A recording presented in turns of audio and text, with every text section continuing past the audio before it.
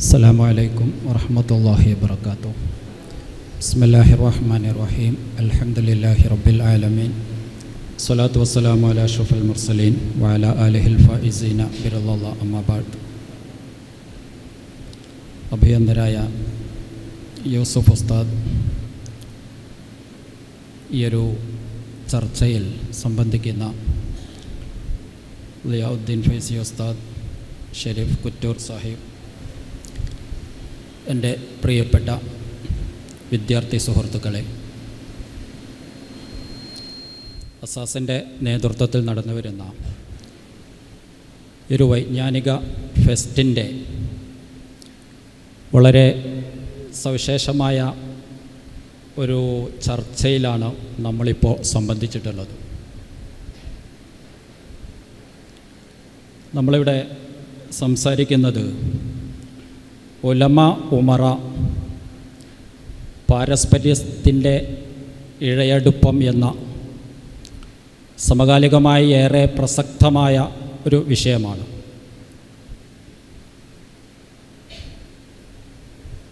വലിയ ആമുഖങ്ങളില്ലാതെ തന്നെ നമുക്ക് സംസാരത്തിലേക്ക് കടക്കാം. എന്നോടൊപ്പം ഈ ഒരു സംസാരത്തിൽ സംബന്ധിക്കുന്നത് ഇന്ന്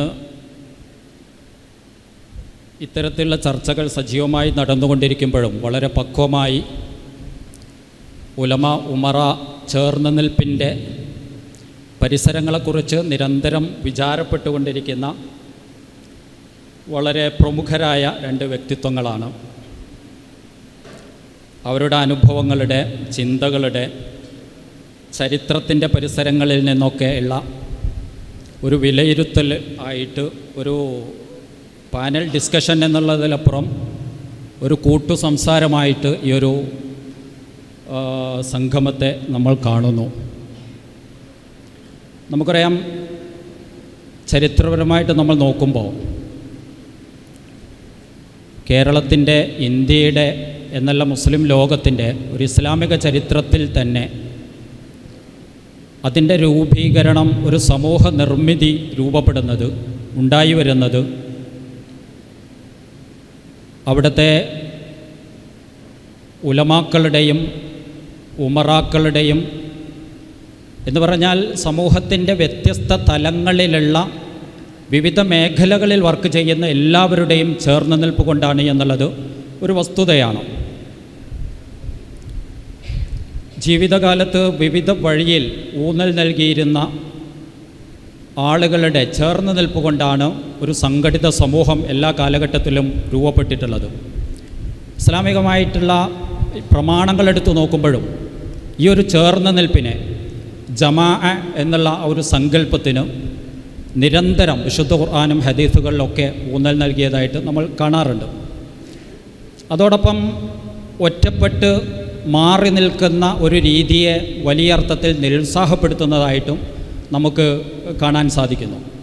ഇമാം ഗസാലി റളിയല്ലാഹു അൻഹു അടക്കമുള്ള ആളുകളൊക്കെ ഒരു സമൂഹം നിർമ്മിക്കപ്പെടുന്നത് വ്യത്യസ്ത മേഖലകളിലെ ആളുകളുടെ ചേർന്ന് നിൽപ്പിലൂടെയാണെന്ന് ഇഹ്യാ ഉലൂമുദ്ദീൻ അടക്കമുള്ള അതിൻ്റെ ആദ്യത്തെ ഇൽമുമായിട്ട് ബന്ധപ്പെട്ട് ആ ഒരു അധ്യായത്തിലൊക്കെ വളരെ വിശദമായിട്ട് ഓരോ മേഖലകളിലും പ്രാഗൽഭ്യമുള്ള ആളുകൾ ഉണ്ടാവണമെന്നും അവരൊക്കെ ചേർന്ന് നിൽക്കുമ്പോഴേ ഒരു സ്വയം പര്യാപ്തമായ ഒരു സമൂഹം രൂപപ്പെടും എന്ന് ഊന്നി പറയുന്നുണ്ട്.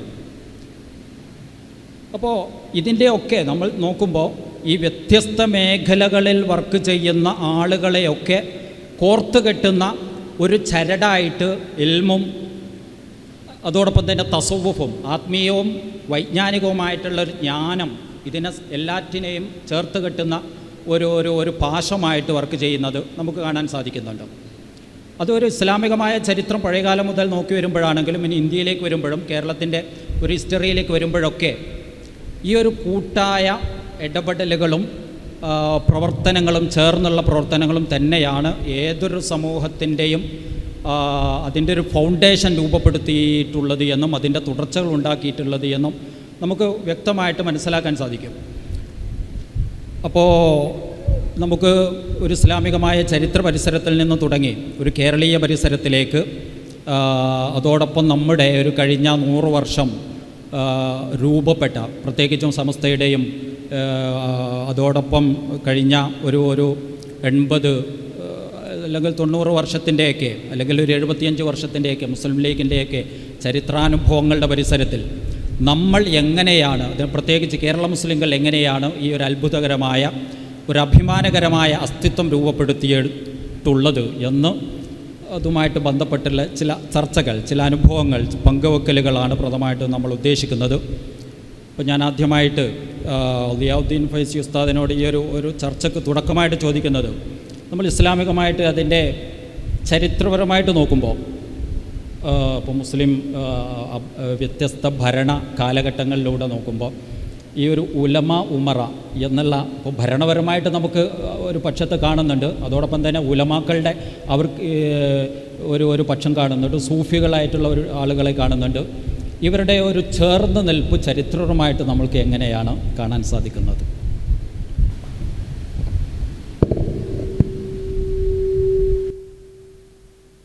ബിസ്മില്ലാഹിർ റഹ്മാനിർ റഹീം. അൽഹംദുലില്ലാഹി റബ്ബിൽ ആലമീൻ. വസ്സലാത്തു വസ്സലാമു അലാ സയ്യിദിന മുഹമ്മദിൻ വഅലാ ആലിഹി വസഹ്ബിഹി അജ്മഈൻ. ചരിത്രപരമായ വിഷയത്തിൻ്റെ മുമ്പ് അടിസ്ഥാനപരമായി അള്ളാഹുവിൻ്റെ പ്രതിനിധികളാണ് മനുഷ്യർ. വഇദ് ഖാല റബ്ബുക ലിൽ മലായികതി ഇന്നി ജാഇലുൻ ഫിൽ അർദി ഖലീഫ. ഭൂമിയിൽ അള്ളാഹുവിൻ്റെ പ്രതിനിധിയായിട്ടാണ് മനുഷ്യൻ വന്നിട്ടുള്ളത്. അള്ളാഹുവിൻ്റെ നിയമങ്ങൾ നടപ്പാക്കുകയും മനുഷ്യൻ്റെ ആത്യന്തിക ലക്ഷ്യത്തിലേക്ക് അവനെ കൊണ്ടെത്തിക്കുകയും ചെയ്യുക എന്നതാണ് ഈ പ്രാതിനിധ്യം കൊണ്ട് ഉദ്ദേശിക്കുന്നത്.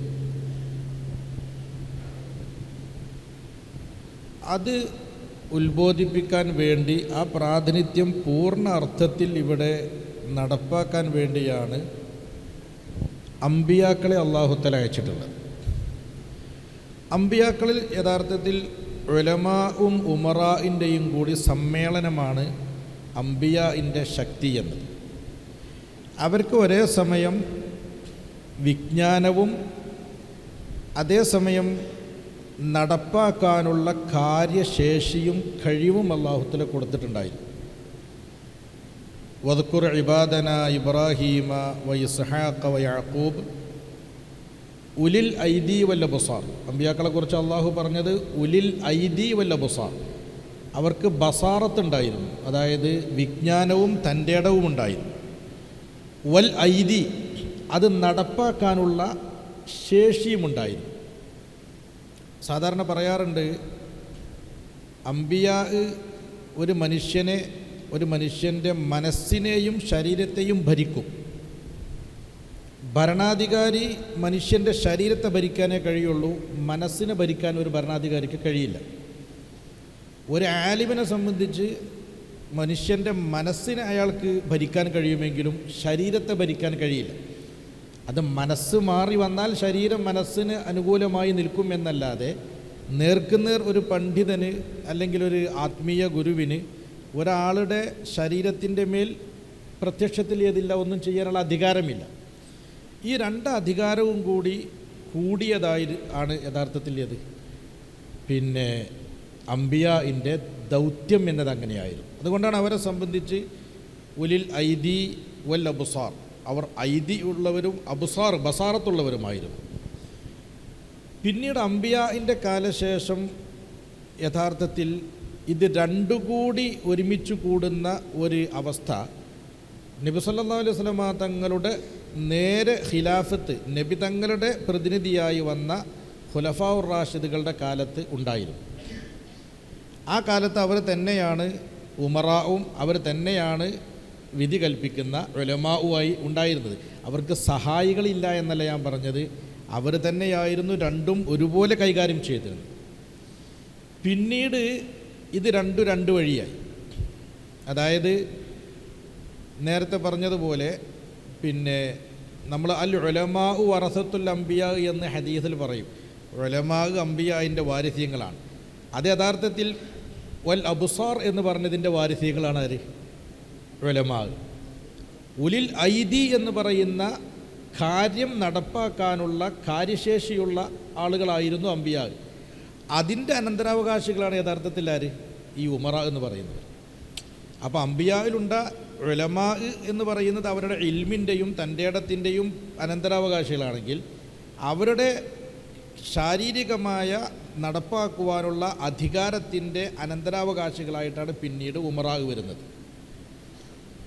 ഈ ഉമറാ നമ്മൾ കേരളീയ പശ്ചാത്തലത്തിലാണ് നമ്മൾ ഈ കൈകാര്യകർത്താക്കൾ, നാട്ടിലെ പ്രധാനികൾ എന്നൊക്കെ പറയുന്നത്. ശരിക്ക് ഹദീസിൻ്റെ അടിസ്ഥാനത്തിലൊക്കെ ഇസ്ലാമിക ഭരണം സങ്കല്പിച്ചുകൊണ്ടാണ് അൽ ഉലമാ വൽ ഉമറാ എന്ന് പറയുന്നത്. ഉലമാ ഉമറാ എന്ന് പറയുന്നത് ഇസ്ലാമിക ഭരണം സങ്കല്പിച്ചുകൊണ്ടാണ്. ഇസ്ലാമിക ഭരണത്തിൽ ഉമറാ ഒന്ന് വേറെയും ഉലമാ ഒന്ന് വേറെയുമായിട്ട് അങ്ങനെ എന്ത് ചെയ്യാണ്, പിന്നെ സങ്കല്പിക്കുകയാണ്. സുൻഫാനി മിൻ ഉമ്മത്തീനെ നമ്മളെപ്പോഴും ഓതുന്ന ഹദീസാണ്. ഹദീസ് ലൈഫാണ്, എന്നാലും വേണ്ടില്ല, എൻ്റെ മഅന സ്വഹീഹാണ്.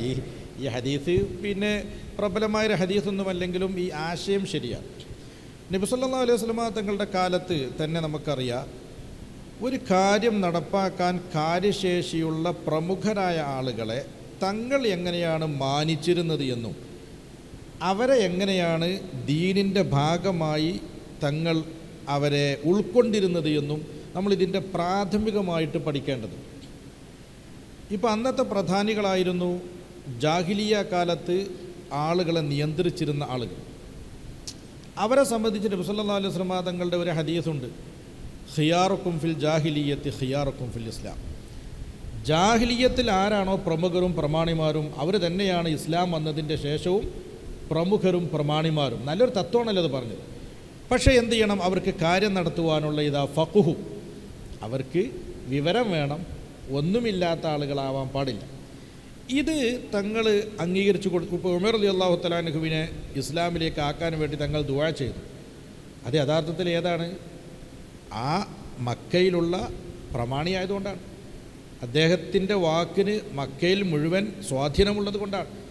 വേറെ എത്രയും ആളുകളുണ്ട് അവരൊന്നും ഇസ്ലാമിലേക്ക് വരാൻ ദുആ ചെയ്യുന്നതിന് പകരം ഉമർ റളിയല്ലാഹു തആല അൻഹു ഇസ്ലാമിലേക്ക് വരാൻ വേണ്ടി തങ്ങൾ ദുആ ചെയ്തു. ഇപ്പോൾ ഫതഹ് മക്കയുടെ ദിവസം നബി സല്ലല്ലാഹു അലൈഹി വസല്ലം തങ്ങൾ അബൂ സുഫിയാനെ കൂടുതൽ ആദരിച്ചു. കാരണം മക്കയിലെ പ്രമുഖനായിരുന്നു അബൂ സുഫിയാൻ. മൻ ദഖല ദാറ അബീ സുഫിയാന ഫഹുവ ആമിൻ. അബൂ സുഫിയാൻ്റെ വീട്ടിൽ ആരെങ്കിലും കയറുകയാണെങ്കിൽ അവനും സുരക്ഷിതനാണ് എന്ന് പറഞ്ഞ് അബൂ സുഫിയാൻ ഒരു അംഗീകാരം കൊടുത്തു. ഈ അംഗീകാരം തങ്ങളെ കാണാൻ വരുന്ന ഗോത്ര തലവന്മാർക്ക് മുഴുവനും തങ്ങൾ കൊടുത്തിരുന്നു. ഇപ്പോൾ മദീനയിൽ മസ്ജിദുൻ നബവിയിൽ ഒരു തൂണുണ്ട്. ആ തൂണിൻ്റെ പേരെന്നെ ഉസ്തുവാനത്തുൽ വുഫൂദ് എന്നാണ്. ഉസ്തുവാനത്തുൽ വുഫൂദ് എന്ന് പറഞ്ഞാൽ തങ്ങളെ കാണാൻ വരുന്ന പ്രമുഖരായ ഗോത്രത്തലവന്മാരെ സ്വീകരിക്കാൻ വേണ്ടി തങ്ങൾ ഇരുന്നിരുന്ന, പ്രത്യേകമായി അവർ ആദരിച്ചിരുന്ന സ്ഥലമാണ്. ആ സ്ഥലത്തൊരു ഉസ്തുവാനത്തുണ്ട്, അത് ഉസ്തുവാനത്തുൽ വുഫൂദാണ്. തങ്ങൾ വഫാത്താകുന്ന സമയത്ത് പിന്നെ ചെയ്ത വസീയത്തുകളിൽ വിശുദ്ധ ഖുർആൻ പിടിക്കുക, സുന്നത്ത് മുറുകെ പിടിക്കുക, അതോടുകൂടെ തങ്ങൾ ഉപദേശിച്ചൊരു ഉപദേശമുണ്ട്. ആ ഉപദേശം എന്താണ്? എൻ്റെ അടുക്കിലേക്ക് വരുന്ന ഗോത്രത്തലവന്മാർക്ക് ഞാൻ എന്തായിരുന്നുവോ ആദരവും ബഹുമാനവും കൊടുത്തിരുന്നത് അത് നിങ്ങളും എൻ്റെ ശേഷം കൊടുക്കണം എന്ന് തങ്ങൾ പറഞ്ഞു വസീയത്താക്കിയത് ഹദീസിലുണ്ട്. അപ്പോൾ എങ്ങനെയാണ് ഒരു ഇസ്ലാമിക സമൂഹം ഉലമാഇനോട് കൂടെ കൈകാര്യകർത്താക്കളെയും കൂടി കൂട്ടിപ്പിടിക്കേണ്ടത് എന്നതിന് നമുക്ക് വിശുദ്ധ ഖുർആനിലും സുന്നത്തിലും ഇസ്ലാമിക ചരിത്രത്തിലും ധാരാളം പാഠങ്ങളുണ്ട്. അതിനെ തുടർന്ന് പിന്നീട് സ്വഹാബാക്കളെ കാലത്തും അതിൻ്റെ ശേഷമുള്ള കാലഘട്ടങ്ങളിലും പിന്നെ ഇന്ന് ഈ കാലഘട്ടം വരെയുള്ള എല്ലാ കാലത്തും ഉലമാ ഉമറാവും കൂടി ചേർന്നുകൊണ്ടാണ് ഇസ്ലാമിക സമൂഹം മുന്നോട്ട് വന്നിട്ടുള്ളത്. അതിന് ഒരുപാട് ഉദാഹരണങ്ങൾ പറയാനുണ്ട്. അതിൻ്റെ അടിസ്ഥാനപരമായിട്ട് ഉള്ള കാര്യങ്ങൾ അങ്ങനെയാണ്. ഉസ്താദ് സൂചിപ്പിച്ചതുപോലെ ഉമറ എന്നുള്ളതിന് ഇപ്പോൾ ഒരു കേരളീയ പരിസരത്തിൽ പഴയകാലത്ത് നാട്ടുമൂപ്പന്മാർ അല്ലെങ്കിൽ കാരണവന്മാർ എന്നൊക്കെ പറയും. അതോടൊപ്പം തന്നെ ഇപ്പോൾ പുതിയ കാലത്ത് പ്രത്യേകിച്ചും ഒരു രാഷ്ട്രീയ പരിസരം അത് ഒരു സമൂഹ നിർമ്മിതിയിൽ വലിയ അർത്ഥത്തിലുള്ള സ്വാധീനം ഉണ്ടാക്കുന്നുണ്ട്. അർത്ഥത്തിൽ ഉമറനെ നമുക്ക് അങ്ങനെയുള്ള ഒരു അർത്ഥപരിസരവും കൂടി കാണാനുള്ള കൊടുക്കാൻ കഴിയുമല്ലോ. ഒരു മുസ്ലിം ഭരണകാലവുമായിട്ട് ബന്ധപ്പെടുത്തിയിട്ട് നോക്കുമ്പോൾ നമ്മൾ മുസ്ലിം ഭരണകാലങ്ങളിൽ പിന്നെ ഭരണാധികാരിക്ക് ആവശ്യമായ മതവിധികൾ കൊടുക്കുന്നത് ഉലമാ ആയിരുന്നുവെങ്കിൽ അത് നടപ്പാക്കുവാൻ അന്നത്തെ ഉമറ എന്ന് വെച്ചാൽ അന്നത്തെ സുൽത്താൻമാരാണ് ഉണ്ടായിരുന്നത്. ഈ സുൽത്താൻമാർക്ക് തെറ്റ് സംഭവിക്കുക സ്വാഭാവികമായിട്ടുണ്ടാവും. അങ്ങനെ തെറ്റ് സംഭവിക്കുമ്പോൾ അവർക്ക് തിരുത്തി കൊടുക്കുക എന്നതിന് വേണ്ടി ഹിസ്ബ, ഇഹ്തിസാബ് എന്ന് പറയുന്ന ഒരു വൈജ്ഞാനിക ശാഖ തന്നെ ഇസ്ലാമിലുണ്ടല്ലോ, ഇല്ലേ? ഇഹ്തിസാബ് എന്ന് പറയുന്നതൊരു ഇസ്ലാമിലെ വിജ്ഞാന ശാഖയാണ്. അതായത് അള്ളാഹുവിൻ്റെ വജ്ഹ് മാത്രം ഉദ്ദേശിച്ച് തിന്മയിൽ നിന്ന് നന്മയിലേക്ക് ആളുകളെ നയിക്കുക എന്നാണ് ഇതിൻ്റെ ചുരുക്കം. അംറു ബിൽ മഅറൂഫ് നഹ്യു അനിൽ മുൻകർ. ആ ഇഹ്തിസാബിൻ്റെ പ്രധാനപ്പെട്ട ഒരു ഘടകമാണ് അൽ ഹിസ്ബത്തു അലൽ മുലൂക്ക്. എങ്ങനെയാണ് അധികാരമുള്ള ആളുകളിൽ നിന്ന് എന്തെങ്കിലുമൊക്കെ വീഴ്ചകൾ ഉണ്ടാകുമ്പോൾ അത് എങ്ങനെയാണ് തിരുത്തി കൊടുക്കേണ്ടത് എന്നുള്ളത്. അന്ന് ഉലമാ അവരോട് കൂടെ ചേർന്ന് നിന്നിരുന്ന ഒരു കാര്യമായിരുന്നു സ്വകാര്യമായി അവരെ ഉപദേശിക്കുകയും നന്നാക്കുകയും ചെയ്യുക എന്നതും പരസ്യമായി അവരുടെ പിന്നിൽ നിന്നുകൊണ്ട് അവരിലൂടെ സമൂഹത്തെ സൃഷ്ടിക്കുക എന്നുള്ളതുമായിരുന്നു അന്ന് അവർ ചെയ്തിരുന്നത്. ഇപ്പോൾ നമ്മൾ പിന്നീട് ഒരു കേരളീയ പരിസരത്തിലേക്കൊക്കെ നമ്മൾ വരുമ്പോൾ ഞാൻ ഷെരീഫ് സാഹിബിനോടാണ് ചോദിക്കുന്നത്. ഇപ്പോൾ കേരളത്തിലൊരു മുസ്ലിം നിർമ്മിതിയുടെ ഒരു ചരിത്രം, ഇപ്പോൾ നമ്മൾ ഉമറ എന്നുള്ള രണ്ട് നിലക്ക് നമ്മളാൾ ഈ മൊത്തം സമൂഹത്തെ കാണുമ്പോഴും ഇപ്പോൾ കേരളത്തിലൊരു സാമൂഹിക ജീവിതത്തിൻ്റെ ആരംഭം ഒരു പക്ഷേ ഒരു 11-12 നൂറ്റാണ്ടുകളോടെ തന്നെ നമുക്ക് സജീവമായിട്ട് തുടങ്ങുന്നുണ്ട് ഒരു കോസ്റ്റൽ ബെൽറ്റിൽ. പിന്നീട് ഒരു 15-16 നൂറ്റാണ്ടാകുമ്പോഴേക്ക് വളരെ സജീവമായിട്ടുള്ള തന്നെ മഖ്ദൂമുമാരുടെ കാലം ആകുമ്പോഴേക്ക് തന്നെ ഒരു സജീവമായ ഒരു മുസ്ലിം സാന്നിധ്യം കോസ്റ്റൽ ബെൽറ്റിലുണ്ടാകുന്നുണ്ട്. 16-ാം നൂറ്റാണ്ടോടെ ഇൻലാൻഡിലേക്കും ഉൾനാടുകളിലേക്കും ഉണ്ടാകുന്നുണ്ട്. അപ്പോൾ ഇവിടുത്തെ ഒരു സമൂഹത്തെ നമ്മൾ മൊത്തത്തിൽ ഇങ്ങനെ വീക്ഷിക്കുമ്പോൾ എനിക്ക് തോന്നിയിട്ടുള്ളൊരു ഇത് ഇപ്പോൾ ഒന്ന് സമൂഹത്തിൻ്റെ നിർമ്മിതിയിൽ പ്രധാന പങ്കുവഹിച്ച 4 ഘടകങ്ങൾ എന്ന് പറയുന്നത് ഒന്ന് ഉലമ, ഉമറ, സൂഫി, സയ്യിദ്സ് എന്ന് പറയുന്ന 4 വിഭാഗങ്ങളാണ്.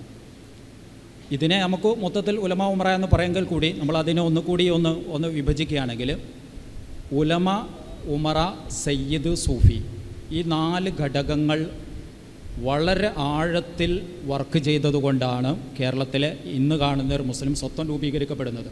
അപ്പോൾ പ്രധാനമായിട്ടും നമ്മുടെ ചർച്ചകളൊക്കെ വരുന്നത് ഒരു ഈ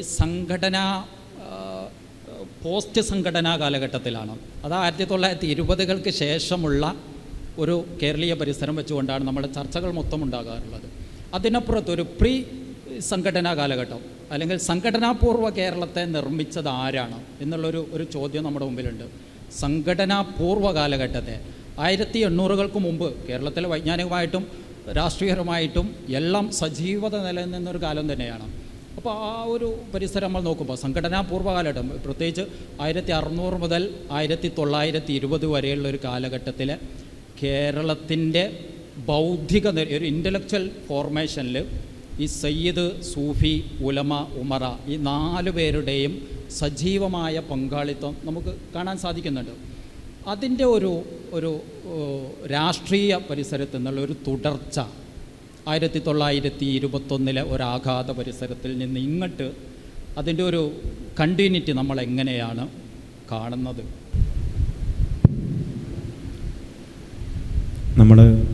ഞാൻ ഉസ്താദ് പറഞ്ഞൊരു വാക്കിൽ നിന്നാണ് എൻ്റെ സംസാരം ആരംഭിക്കുന്നത്. നമ്മൾ ഓരോരുത്തരുടെയും ജീവിതം നാളെ പരലോകത്ത് തൂക്കി നോക്കാനുള്ളതാണ്.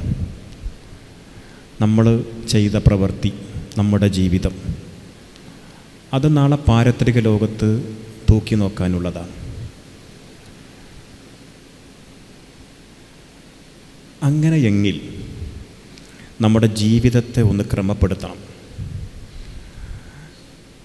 നിരന്തരം പ്രവർത്തിച്ചുകൊണ്ടിരിക്കണം. ഇവിടെ ഹുദവി എന്നോട് സംസാരിച്ചപ്പോൾ സൂചിപ്പിച്ചതുപോലെ ചരിത്രം നമുക്ക് സമ്മാനിച്ചത് നോവുന്ന കുറേ അനുഭവങ്ങളാണ്. വിഷമപ്പെടുത്തുന്ന, ദുഃഖപ്പെടുത്തുന്ന, പ്രയാസപ്പെടുത്തുന്ന, നഷ്ടങ്ങൾ മാത്രം പറയാനുള്ള കുറേ അനുഭവങ്ങൾ കേരളീയ മുസ്ലിങ്ങൾക്ക് ചരിത്രം സമ്മാനിച്ചിട്ടുണ്ട്. അത് പലതുകൊണ്ടും സ്വാതന്ത്ര്യ സമരം അത് വിശ്വാസത്തിൻ്റെ ഭാഗമാണെന്ന് വിശ്വസിച്ച് നാം അതിൻ്റെ മുന്നിൽ നിന്നത്, അതിൻ്റെ കുറേ നഷ്ടങ്ങൾ, കുറേ ലാഭങ്ങൾ, പിന്നീട് നാം അനുഭവിച്ച ജീവിതത്തിൻ്റെ പരുപരുത്ത യാഥാർത്ഥ്യങ്ങൾ, അങ്ങനെ അതിൻ്റെ ഒരു കണക്കെടുപ്പിലേക്ക് ഞാൻ പോകുന്നില്ല. വലിയ പ്രയാസങ്ങളുടേതായിരുന്നു. എന്നാൽ പോലും നമുക്ക് ഈ രാജ്യം തിരിച്ചു കിട്ടി. ഞാൻ 1921 മുമ്പിലേക്കൊന്നും ഞാൻ പോകുന്നില്ല. അതിന് ശേഷമുള്ള കേരളത്തിലെ മുസ്ലിം സമൂഹത്തിൻ്റെ സാമൂഹിക പരിസരം രൂപപ്പെടുത്തിയത് എങ്ങനെയെന്ന് ഇപ്പോഴും ഇവിടെ തെളിഞ്ഞ് കിടപ്പുണ്ട്. ഞാൻ പറയാം, സയ്യിദ് അബ്ദുൾ റഹീമാൻ ബാഫക്കി തങ്ങൾ, പാണക്കാട് PMSA പൂക്കോയത്തങ്ങൾ. പൂക്കോയത്തങ്ങളെക്കുറിച്ച് ബാഫക്കി തങ്ങൾ പറയുന്നുണ്ട്, ഇത്ര സൈന്യമുള്ള ഒരാളെ ഞാൻ കണ്ടിട്ടില്ല, ഇത്ര സൈന്യമുള്ള ഒരാളെ ഞാൻ എൻ്റെ ജീവിതത്തിൽ കണ്ടിട്ടില്ല. ആ സൈന്യം ആരായിരുന്നു എന്നറിയോ? ഇവിടുത്തെ ഉമറാക്കളായിരുന്നു. ഇതിൽ നേരത്തെ ഉസ്താദ് പറഞ്ഞ നല്ല സമ്പത്തുള്ളവരുണ്ടായിരുന്നു, നല്ല വിദ്യാസമ്പന്നരുണ്ടായിരുന്നു, കടലിൽ പോകുന്നവരുണ്ടായിരുന്നു, തോട്ടം തൊഴിലാളികളുണ്ടായിരുന്നു, മഹാപാവങ്ങളുണ്ടായിരുന്നു. ഇതൊക്കെ ഈ പൂക്കോയത്തങ്ങളുടെ സൈന്യമായിരുന്നു. അങ്ങനൊരു ഇവിടെ സന്ധിച്ചു. ഒരു തീരദേശത്ത് പൂക്കോയത്തങ്ങളെ വിമർശിച്ചുകൊണ്ടും ബാഫക്കിത്തങ്ങളെ വിമർശിച്ചുകൊണ്ടും ഒരു പ്രസംഗം നടന്നപ്പോൾ കോഴിക്കോട്ട് വെച്ച് ബാഫക്കിത്തങ്ങൾ അതിന് മറുപടി പറയുന്നുണ്ട്, നിങ്ങൾ എന്നെക്കുറിച്ച് പറഞ്ഞോ, എൻ്റെ പൂക്കോയയെക്കുറിച്ച് പറയല്ലേ, അതെൻ്റെ കരുതലാണെന്ന് പറയുന്നുണ്ട്, അതെൻ്റെ കരുതലാണെന്ന്.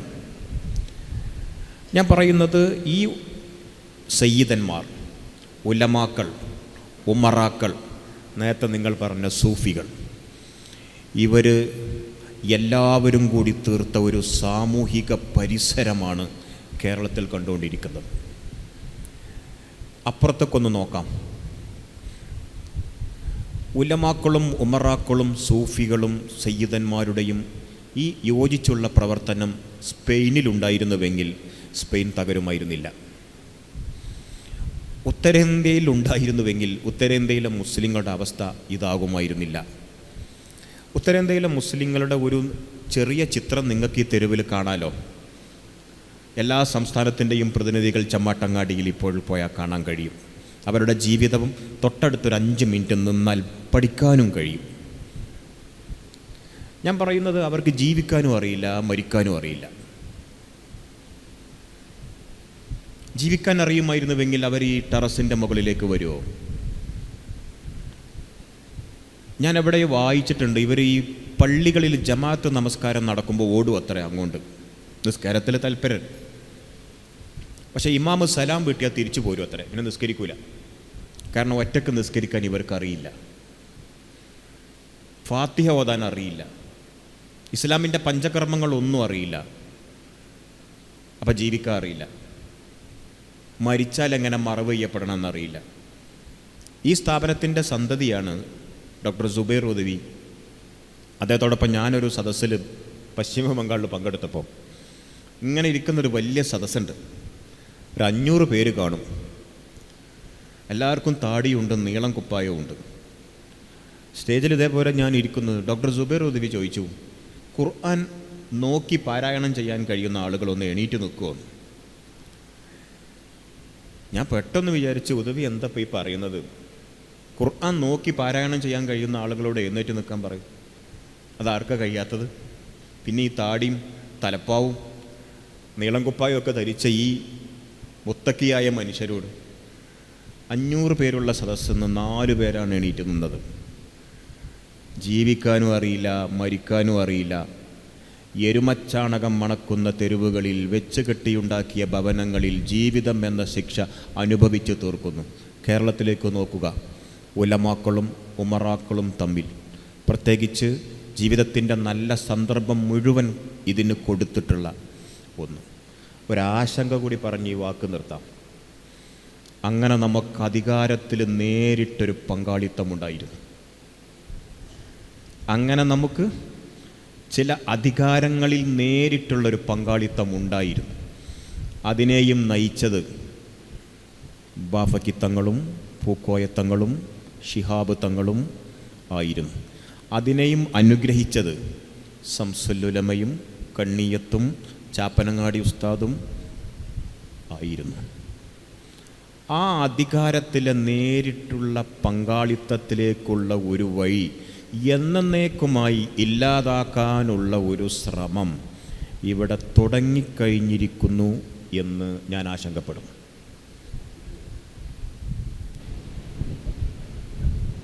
അതായത് ഉലമാ ഉത്തരേന്ത്യയിലുണ്ട്, ഉമറാവും അവിടെയുണ്ട്. ഉലമാ അവരുടെ വഴിയിലൂടെ പോവുകയാണ്. ഇപ്പോൾ കേരളത്തിലുള്ളതിനേക്കാളും ഉന്നത വിദ്യാഭ്യാസ സ്ഥാപനങ്ങളൊക്കെ അവിടെ ഉണ്ട്. അപ്പോൾ അത് സമൂഹവുമായിട്ട് ബന്ധമില്ല എന്നുള്ളതാണ്. ഉമറാ എന്ന് പറയുന്നവർ പ്രമാണിമാർ എന്ന അർത്ഥത്തിലാണെങ്കിൽ ഇവിടത്തെക്കാൾ വലിയ ഗോത്ര നേതാക്കന്മാരും മറ്റുമുണ്ട്. പക്ഷേ ഈ രണ്ട് വിഭാഗത്തിനും കൂടി ഒരുമിച്ച് കൂടാകുന്ന ഒരു പ്ലാറ്റ്ഫോം, അതാണ് ശരിക്കും അവിടെ ഇല്ലാതെ പോയത്. നമ്മൾ പാണക്കാട് കുടുംബം എന്ന് പറയുന്ന കുടുംബത്തിൻ്റെ പ്രാധാന്യം നമുക്ക് മനസ്സിലാവുന്നത് അവിടെയാണ്. അതായത് ഉലമാൻ്റെ വഴിയിലൂടെ പോവുകയാണ്. അവർ സമൂഹമായിട്ടും മറ്റും ബന്ധമില്ല എന്ന് വിചാരിക്കുക. ഉമറാ അവരുടെ ബിസിനസ്സും വിഷയങ്ങളുമായിട്ട് പോവുകയാണ്. അങ്ങനെ അതേസമയത്ത് ഒരേ സമയത്ത് ഉലമാ അംഗീകരിക്കുന്നവരും ഉമറാ അംഗീകരിക്കുന്നവരുമായ ഒരു പ്ലാറ്റ്ഫോം അത് കേരളത്തിൽ എന്ത് ചെയ്തു ഉണ്ടായി എന്നുള്ളതാണ്.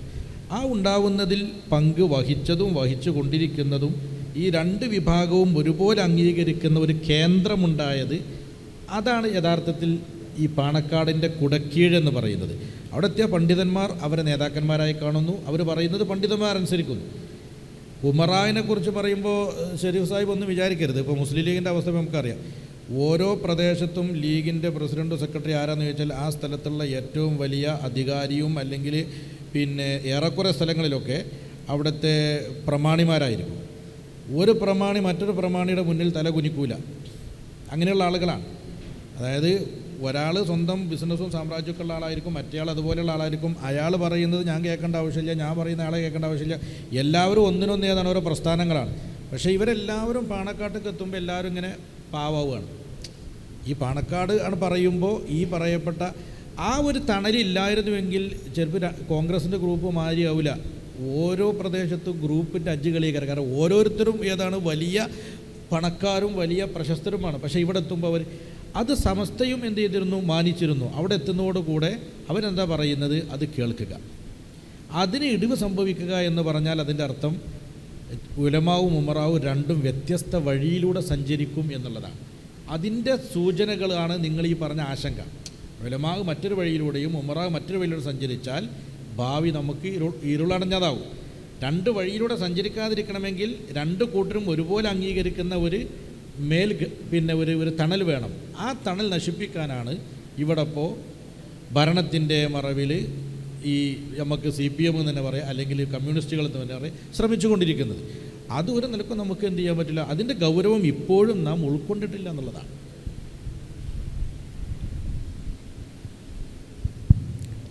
ഇപ്പോൾ ഇവിടെ ചർച്ചയുടെ തുടർച്ചയായിട്ട് തന്നെ പറയുന്നു. ഇപ്പോൾ ഞാൻ നേരത്തെ പറഞ്ഞ ഈ 4 വിഭാഗങ്ങളുടെ ഉലമ, ഉമറ, സയ്യിദ്, സൂഫി 1920 വരെയുള്ള കേരളത്തിൽ നിർമ്മിച്ച ആളുകളുടെ ഒരു ഹിസ്റ്ററി, ഓരോന്നിനും വിപുലമായൊരു ഹിസ്റ്ററിയുണ്ട്. സയ്യിദ്സിന് അതിവിപുലമായൊരു ഹിസ്റ്ററിയുണ്ട്.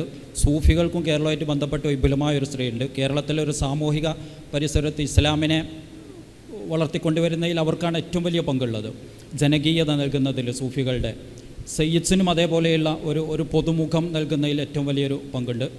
ഉലമ ഇതിനൊരു ഒരു വൈജ്ഞാനിക പരിസരത്തിൽ ലീഡർഷിപ്പ് നൽകുന്നതായിട്ട് കാണാൻ പറ്റും.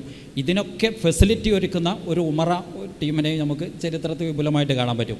ശരിക്കും ഈ 4 ഒരു സംഘാതം, 4 ഒരു ആധുനിക ഫോർമേഷനാണ് ഇത് ഓർഗനൈസേഷനായിട്ട് സമസ്ത പോലെയുള്ള ഒരു ഒരു പൊതു പരിസരത്ത് വരുന്നത്. ആ ഓർഗനൈസേഷൻ്റെ 4 ചക്രങ്ങളായിട്ടാണ് ഈ സയ്യിദ്, സൂഫി, ഉലമ, ഉമറ എന്നുള്ളത് വർക്ക് ചെയ്യുന്നത്. അപ്പോൾ എനിക്ക് തോന്നുന്നത് ഇപ്പോൾ വളരെ കൃത്യമായിട്ട് ഞാൻ ചർച്ചയുടെ തന്നെ ഒരു അഡീഷനായിട്ട് ചേർത്ത് പറയുന്നത്, ഇപ്പോൾ എന്നെ ഈ മേഖലയിൽ അങ്ങനെ ചിന്തിച്ചപ്പോൾ എന്നെ അത്ഭുതപ്പെടുത്തിയ ഒരു കാര്യം, 1929 സമസ്തയുടെ ഏറ്റവും ആദ്യത്തെ മാഗസിൻ അൽബയാൻ പുറത്തു വരുന്ന സമയം, അൽബയാൻ്റെ ആദ്യ ലക്കത്തിലെ ആദ്യത്തെ ആമുഖം, 1-ാം ലക്കത്തിൻ്റെ ആമുഖം എഴുതിയത് പാങ്ങലാമൂട്ടി മുസ്ലിയാരാണ്. പാങ്ങലാമൂട്ടി മുസ്ലിയാർ ഈ ഒരു ആമുഖത്തിൽ പറയുന്നൊരു സംഭവം അത് തീർച്ചയായും ഇന്നത്തെ ഒരു പരിസരത്തിൽ നമ്മെ അത്ഭുതപ്പെടുത്തുന്നത്. അദ്ദേഹം പറയുന്നുണ്ട് ആമുഖത്തിൽ, ഒരു കേരളീയ ഇസ്ലാം ഇവിടുത്തെ ചിന്തയും സംഭവങ്ങളൊക്കെ വളരെ മികച്ചു നിൽക്കുന്നു. ഉത്തരേന്ത്യയൊക്കെ അദ്ദേഹം എടുത്തു പറയുന്നുണ്ട്. കേരളത്തിൽ ഉത്തരേന്ത്യയിൽ നിന്ന് ഭിന്നമായിട്ട് ഇസ്ലാമിക അന്തരീക്ഷം ഭിന്നമാണ് എന്ന്, വളരെ ശക്തമാണ് എന്ന് പറഞ്ഞിട്ട് അതിൻ്റെ കാരണമായിട്ട് പാങ്ങൽ ഉസ്താദ് എടുത്തു പറയുന്നത് അന്നത്തെ ഉലമാ തഖ്വ ബ്രാക്കറ്റിൽ മതഭക്തി, ഹിദായത്ത്, ഗീറത്തിന് കൊടുത്തത് മദാരിഷം എന്ന് പറഞ്ഞാൽ ദീനീ കാര്യങ്ങളോടുള്ള വല്ലാത്തൊരു മാനസിക അഭിനിവേശം, സൽസ്വഭാവം തുടങ്ങിയ വിഷയങ്ങളിൽ ശിരോമണികളായിരുന്നു. ഇത്തരം അന്നത്തെ പണ്ഡിതന്മാർ തഖ്വയുള്ളവരാണ്, ഹിദായത്തുള്ളവരാണ്, ഗീറത്തുള്ളവരാണ്, സൽസ്വഭാവമുള്ളവരാണ്. അതുകൊണ്ട് തന്നെ ധനികന്മാർ ഉലമാഇനെ സ്വീകരിച്ച് കഴിയുന്ന സഹകരണം ചെയ്യുന്നതിലും മറ്റും മുൻകൊതിയുള്ളവരും പരലോക ഗുണം മോഹിക്കുന്നവരുമായിരുന്നു. അക്കാലത്തെ അവാം അഥവാ പൊതുജനം ഉലമാഇൻ്റെ ഉപദേശങ്ങൾ മുറുകെ പിടിക്കുന്നവരായിരുന്നു. പാങ്ങൽ ഉസ്താദ് ആ ലേഖനത്തിലൂടെ അങ്ങനെ കൊണ്ടുവരുന്നത്, പിന്നീട് അതെങ്ങനെ പറഞ്ഞു പോകുന്നത് 1921 പരിസരക്കാകുമ്പോഴേക്ക് ഉലമാഇന് അന്നത്തെ പരിസരത്തിൽ പാങ്ങൽ ഉസ്താദിൻ്റെ ഒരു അവലോകനം, ഉലമാഇന് ഈ സ്വഭാവങ്ങളൊക്കെ നഷ്ടപ്പെട്ടു തുടങ്ങി. അവർക്ക് ഈ ഹിദായത്ത്, തഖ്വ പോലെയുള്ളതിലൊക്കെ ക്ഷയം വന്നു തുടങ്ങിയപ്പോൾ ഇവിടെ പല ഈ കക്ഷികളും കയറി വരാൻ തുടങ്ങി. ആ ഒരു ഘട്ടത്തിൽ അദ്ദേഹം ഇതിനൊരു പരിഹാരമായിട്ട് പാങ്ങൽ ഉസ്താദ് മുന്നോട്ട് വെക്കുന്നത്, അതുകൊണ്ട് ഇങ്ങനെ കുറേ കാര്യം വിശദീകരിച്ച് പറയുന്നത്, അതുകൊണ്ട് ആ മാർഗം പൂർത്തിയാകണമെങ്കിൽ ഉലമാവും ധനികന്മാരും ഒന്നൊത്ത് പ്രവർത്തിക്കുക തന്നെ വേണം. ഉസ്താദ് എന്ന് പറയാണ്, ഉലമാവും ധനികന്മാരും ഒന്നൊത്ത് പ്രവർത്തിക്കുക തന്നെ വേണം. എന്നിട്ട് നമ്മൾ സാധാരണ നമ്മുടെ സമസ്ത വേദികളിൽ പഴയ കാലത്ത് നിരന്തരം കേട്ടിരുന്ന ആ ഒരു ഹദീത്ത്, ഇവിടെ സൂചിപ്പിച്ച ഹദീത്ത് എന്ന് തന്നെ പറയുന്നുണ്ട്, ദൈലമി മറ്റോ റിപ്പോർട്ട് ചെയ്തു എന്നൊക്കെ പറഞ്ഞിട്ടാണ് പറയുന്നത്, സിൻഫാനി മിൻ ഉമ്മത്തി ഇദാ സ്വലഹ സ്വലഹന്നാസ് വ ഇദാ ഫസദ ഫസദന്നാസ് അൽ ഉലമാ വൽ ഉമറാ എന്ന് പറഞ്ഞിട്ട് പാങ്ങൽ ഉസ്താദ് അതിന് അർത്ഥം നൽകുന്നത്, എൻ്റെ ഉമ്മത്തിൽ നിന്ന് 2 സംഘക്കാർ നന്നായാൽ ജനങ്ങൾ മുഴുവനും നന്നാകും, അവർ രണ്ടും വെടക്കായാൽ ജനങ്ങൾ മുഴുവനും വെടക്കാകും, അത് ഉലമാവും നാട്ടുമൂപ്പന്മാരുമാണ്. എന്നിട്ട് ഈ ഹദീസിനെ വിശദീകരിച്ചുകൊണ്ടാണ് പിന്നീട് പോകുന്നത്. അപ്പോൾ ഈ ഒരു ശരിക്കും അന്നത്തെ 21ൻ്റെ ആഘാതങ്ങളിൽ നിന്ന് ഒരു ഉമ്മത്തിനെ വളർത്തിക്കൊണ്ടുവരുന്നതിൻ്റെ ആഴത്തിൽ ചിന്തിച്ച ഒരാളായിരുന്നു പാങ്ങൽ ഉസ്താദ്. ശരിക്കും ആ ഒരു സാഹചര്യത്തിൽ നിന്ന് അതിൻ്റെ ഒരു പരിഹാരം, ഇനി മുന്നോട്ടുള്ള പോക്ക് ഉലമാഇനെയും ഉമറാഇനെയും ചേർത്ത് പിടിച്ചുകൊണ്ടാണ് എന്ന് പ്രമാണം വെച്ചുകൊണ്ട് ആ ഒരു അനുഭവത്തിൽ നിന്ന് പറയുകയും വരും തലമുറകൾക്ക് വലിയൊരു ഗൈഡൻസ് കൊടുക്കുകയാണ്. അതിനെ തുടർന്ന് നമ്മൾ നോക്കുമ്പോൾ സമസ്തയുടെ ഒരു ചരിത്രത്തിലും ഒരു പിൽക്കാല ചരിത്രത്തിലും ഇതിൻ്റെ ആ ഒരു ഉലമാ എന്നുള്ളത് ഇപ്പോൾ സമസ്ത കേരള ജംഇയ്യത്തുൽ ഉലമാക്കളുടെ ഒരു സംഘടന ആകുമ്പോഴും അത് ഫിഖ്ഹി ചർച്ചകളും സംഭവങ്ങളിലൊക്കെ ഇങ്ങനെ നിൽക്കുമ്പോഴും, പക്ഷെ ഒരു സാമൂഹിക നിബദ്ധമായ ഒരു സമൂഹ നിർമ്മിതി ഉണ്ടാവണമെങ്കിൽ മറ്റുള്ളവരെ ചേർത്ത് പിടിക്കണമെന്നുള്ളൊരു മെസ്സേജിനെ പാങ്ങൽ ഉസ്താദ് മുതലുള്ള ആ ഒരു ഉലമ ലീഡർഷിപ്പ് എത്രമാത്രം അതിൽ മാത്രം ഫോക്കസ് ചെയ്തിരുന്നു, അതിനെ ഒരു തുടർച്ച എങ്ങനെ ഉണ്ടാവുന്നുണ്ട്? സമസ്തയുടെ ആദ്യകാല സമ്മേളനങ്ങൾ എന്തുകൊണ്ടാണ് ഈ മണ്ണാർക്കാട്, വല്ലപ്പുഴ ഭാഗങ്ങളിൽ വെച്ചത്? സമസ്തയുടെ ആസ്ഥാനം കോഴിക്കോടായിരുന്നു. അതേസമയം സമ്മേളനങ്ങളുടെ ആദ്യകാല 2, 3, 4, 5 സമ്മേളനങ്ങളൊക്കെ പാലക്കാട് ജില്ലയിൽ ആ ഒരു ഏരിയ കേന്ദ്രീകരിച്ചാണ് നമ്മൾ കാണുന്നത്. അതിനുള്ള പ്രധാന കാരണം എന്താണ്? സമ്മേളന നടത്തിപ്പ് അവിടെയുള്ള കല്ലടി കുടുംബവും അവിടെയുള്ള ഉമറ കുടുംബവും ഏറ്റെടുത്തു എന്നുള്ളതാണ്. അവരെ ഡിപ്പെൻഡ് ചെയ്തിട്ടാണ് അന്ന് സമസ്തയുടെ പ്രവർത്തനങ്ങൾ തന്നെ നടന്നിരുന്നത്.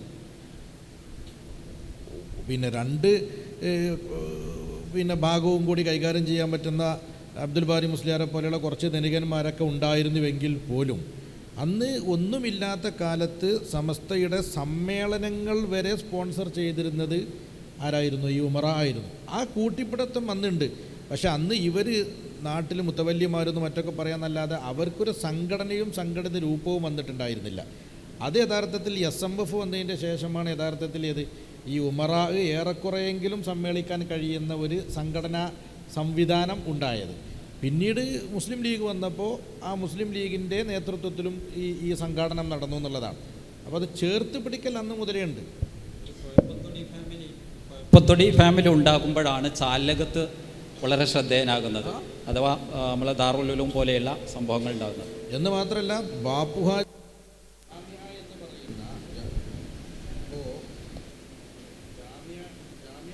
എന്ന് പറയുന്ന ഈ പിന്നെ സമസ്തയുടെ അഭിമാന സ്ഥാപനം, കേരളത്തിലെ ആദ്യത്തെ ബിരുദ സ്ഥാപനവുമായ ജാമിഅ നൂരിയ, അത് യഥാർത്ഥത്തിൽ എവിടെയാണ് ഉണ്ടാവുന്നത്?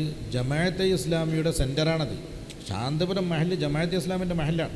സമസ്തയുടെ എല്ലാവിധ സ്വാധീനവുമുള്ള എത്രയോ മഹല്ലുകൾ നമുക്കുണ്ടായിരുന്നു. പക്ഷേ അവിടെയുള്ള ഈ പിന്നെ ബാപ്പുഹാജി, കെ വി ബാപ്പുഹാജി എന്ന് പറയുന്ന ബാപ്പുഹാജിയാണ് ഇന്നത്തെ വൈജ്ഞാനിക മുന്നേറ്റത്തിൻ്റെ ഏറ്റവും ഉലമാ പഠിക്കുക. പക്ഷേ ഉലമാവിനെ പഠിപ്പിക്കുന്നതും ഉലമാവിനെ സൃഷ്ടിക്കുന്നതും എന്നും ഈ ഉമറാണ്. ഇന്നും ഓരോ മഹലിലും ആരാണ്? ഇപ്പം ഞാൻ മേൽമുറി ആലത്തൂർപടി മഹല്ല 200 ചില്ലാനും കുട്ടികളെ ഞങ്ങൾ ദർസെടുത്ത് കൊണ്ടുപോകുന്നുണ്ട്. ആരാ കൊണ്ടുപോകുന്നത്? മഹല്ല് കമ്മിറ്റിയാണ്. ഈ കമ്മിറ്റി എന്ന് പറഞ്ഞാൽ ആരാണ്? നാട്ടുമൂപ്പന്മാരെന്ന് പറഞ്ഞാൽ നാട്ടുമൂപ്പന്മാർ ഉൾക്കൊണ്ടതാണ്. അപ്പോൾ അതുകൊണ്ട് ഈ പണ്ഡിതന്മാരെ സൃഷ്ടിക്കുന്നത് എല്ലാ കാലത്തും. ഇനി ഇതിൻ്റെ മുമ്പെടുക്കുക, ഇതിൻ്റെ മുൻകാലങ്ങൾ നമ്മൾ പരിശോധിക്കുകയാണെങ്കിൽ വഖഫ് സ്വത്ത് കൊണ്ടാണ് അബ്ബാസിയ ഖിലാഫത്താണെങ്കിലും മൊമി ഖിലാഫത്ത്, അന്നൊക്കെ പണ്ഡിതന്മാർ പഠിച്ചു വന്നതൊക്കെ വഖഫുകളാണ്. ആ വഖഫുകളൊക്കെ ഉത്തരേന്ത്യയിൽ അന്യാധീനപ്പെട്ടു പോവാണ്. ഈ വഖഫ് ചെയ്തത് ആരാണ്? അത് ആ കാലത്ത് ജീവിച്ചിരുന്ന ഉമറാ തന്നെയാണ് ഈ വഖഫ് ചെയ്തിട്ടുണ്ടാവുക, ഉലമ ആയിരിക്കൂല. അപ്പോൾ അവരാണ് പണ്ഡിതന്മാരെ സൃഷ്ടിച്ചു കൊണ്ടുവരുന്നത്. അവർ ഇപ്പോഴത്തെ ഒരു പ്രശ്നം എന്താണെന്ന് വെച്ചാൽ ഉമറാവിനേക്കാൾ മോശം അവസ്ഥയിലേക്ക് ഉലമാ ആകാൻ പാടില്ല എന്നുള്ളതാണ്. അപ്പോഴാണ് ഉമറാ ഉലമാനെ ഭരിക്കുന്നൊരവസ്ഥ വരുന്നത്. അതാവാത്ത കാലത്തോളം ഒരു കാലത്തും ഉമറാ ഉലമാവിൻ്റെ മേലെ കയറി ഭരിക്കാൻ കേരളത്തിൽ ശ്രമം നടത്തിയിട്ടില്ല. ഇപ്പോൾ നടത്തുന്നുണ്ട് എന്നല്ല, പക്ഷേ ഞങ്ങളത്രയും പോരാ ഇവർ എന്നൊരു തോന്നൽ ഉമറാവിനുണ്ടാവുന്നത് നമ്മളെ നോക്കേണ്ടത്, ഉലമാണ് നോക്കേണ്ടത്. തീർച്ചയായിട്ടും. ഇപ്പോൾ നമ്മൾ പഴയകാലത്തെ കേരളത്തിലെ ഇപ്പോൾ പള്ളി ദർസുകൾ നോക്കുകയാണെങ്കിലും അല്ലെങ്കിൽ അറബിക് കോളേജുകൾ നോക്കുകയാണെങ്കിലും, പ്രത്യേകിച്ച് പള്ളി ദർസുകളുടെയൊക്കെ മൊല്ലമാർ, ഉസ്താദുമാർ, ഇവർക്ക് പൊതുസമൂഹം അല്ലെങ്കിൽ ആ നാട്ടിലെ അവാമുന്നാസും അവിടുത്തെ കാരണവന്മാരും നൽകുന്നൊരു റെസ്പെക്റ്റ് ആണല്ലോ നമ്മുടെ നാട്ടിലെ ഒരു മതപരമായ അന്തരീക്ഷം രൂപപ്പെടുത്തുന്നത് അല്ല. പ്രത്യേകിച്ച് ഈ പള്ളി ദർസിലെ വിദ്യാർത്ഥികൾ, ഉസ്താദുമാർ ആ നാട്ടിൽ ഓരോ വീട്ടിലേക്ക് പോകുന്നതും ആ നാട് നൽകുന്ന ഒരു റെസ്പെക്റ്റ്, ആ റെസ്പെക്റ്റിലൂടെ ഒരു സമൂഹ നിർമ്മിതി രൂപപ്പെടുന്നു എന്നുള്ളതാണ്. അപ്പോൾ ഉലമയുടെ ഒരു റോൾ, അത് അവർ ആ ലിമിറ്റുകൾക്കുള്ളിൽ വർക്ക് ചെയ്യുമ്പോൾ അതിനൊരു ജനകീയത നൽകുന്നതും അതിനൊരു സമൂഹ നിർമ്മിതിയിലേക്ക് കൊണ്ടെത്തിക്കുന്നതും എനിക്ക് തോന്നുന്നു അത് അവരും കൂടി ചേർന്ന് നിൽക്കുമ്പോഴാണ്. ആ ഒരു നമ്മളുടെ ഒരു പഴയകാല അനുഭവത്തിൻ്റെ പരിസരത്തിൽ പഴയ പള്ളി ദർസുകൾ മുതൽ ഇപ്പോൾ വിദ്യാർത്ഥികൾ വ്യത്യസ്ത വീടുകളിലേക്ക് പോകുന്നതും ആ ഒരു അവരെ ചേർത്ത് പിടിച്ച് അവർക്ക് വേണ്ടതെല്ലാം നൽകി അവരെ ഒരടുത്ത പള്ളിയിൽ മുദരിസാക്കുന്നത് വരെ കൊണ്ടെത്തിക്കുന്നത് അതിവിടുത്തെ പണമുള്ള ഒരു ടീമായിരുന്നല്ലോ. അതിൻ്റെ നമ്മളുടെ ഒരു അനുഭവ പരിസരത്തിൽ നിന്ന് എങ്ങനെ കാണാം? ഇത് വളരെ വൈകാരികമാണ്. അത് പറയുമ്പോൾ നമ്മൾ വികാരഭരിതരായി പോകും. ഈ ഉലമാക്കളും ഉമറാക്കളും നമ്മുടെ സാമൂഹിക പരിസരത്ത്, നാട്ടുംപുറത്ത്, ജീവിത പരിസരത്ത് ഉണ്ടായിരുന്ന, ഒരുപക്ഷെ എന്നെപ്പോലെ ഒരാൾക്ക് എത്ര ശ്രമിച്ചാലും അങ്ങനെ അതിൻ്റെ അർത്ഥതലത്തിലേക്ക് ഉൾക്കൊണ്ട് വിവരിക്കാൻ കഴിയുമോ എന്ന് എനിക്ക് പോലും ആശങ്കയുണ്ട്. അങ്ങനെ ഒരു ബന്ധമായിരുന്നു, വിശുദ്ധമായൊരു ബന്ധം. ദർസ് ഉസ്താദ് പറഞ്ഞല്ലോ, ആ ദർസിൽ പഠിക്കുന്നൊരു കുട്ടി, ആ കുട്ടി അത്ര വലിയൊരു ദീനീബോധത്തിലൊന്നും അല്ലല്ലോ ആദ്യത്തെ ദർസിൽ വരിക, പിന്നീട് അവിടെ നിന്ന് ഉണ്ടാവുകയാണ്, രൂപപ്പെടുകയാണ്. പക്ഷെ ആ ഒരു കുട്ടിക്ക് നമ്മുടെ ജീവിത പരിസരം കൊടുത്തൊരു ബഹുമാനമുണ്ട്. ഒരു മൂല്യാര് കുട്ടി. എൻ്റെ ചെറുപ്പം, എൻ്റെ വീട്ടിൽ പപ്പടം പൊരിക്കും, പപ്പടം ചുടുകയും ചെയ്യും. പൊരിക്കുന്നത് ഏറിയ ഒരു 3 പപ്പടമാണ്. അതിനുള്ള പപ്പടേ വീട്ടിലും ഉള്ളൂ, അതിനുള്ള എണ്ണ വീട്ടിലും ഉള്ളൂ, അതിനുള്ള സൗകര്യം എൻ്റെ വീട്ടിലുള്ളൂ. ചുട്ട പപ്പടം ആർക്കാന്നറിയോ? ഞങ്ങൾക്കാണ്. പൊരിച്ച പപ്പടം ആർക്കാന്നറിയോ? ഉച്ചക്ക് ഉസ്താദ് വരും, ഉസ്താദിനാണ്. ഒരു ഘട്ടത്തിൽ പോലും ഈ നിമിഷം വരെ പപ്പടം ചുട്ട പപ്പടം ഞങ്ങൾക്കും അത് പൊരിച്ച പപ്പടം ഉസ്താദിന് എൻ്റെ ഉമ്മ എന്തിനാണ് കൊടുത്തതെന്ന് എൻ്റെ മനസ്സെന്നോട് ഇപ്പോൾ പോലും ചോദിച്ചിട്ടില്ല.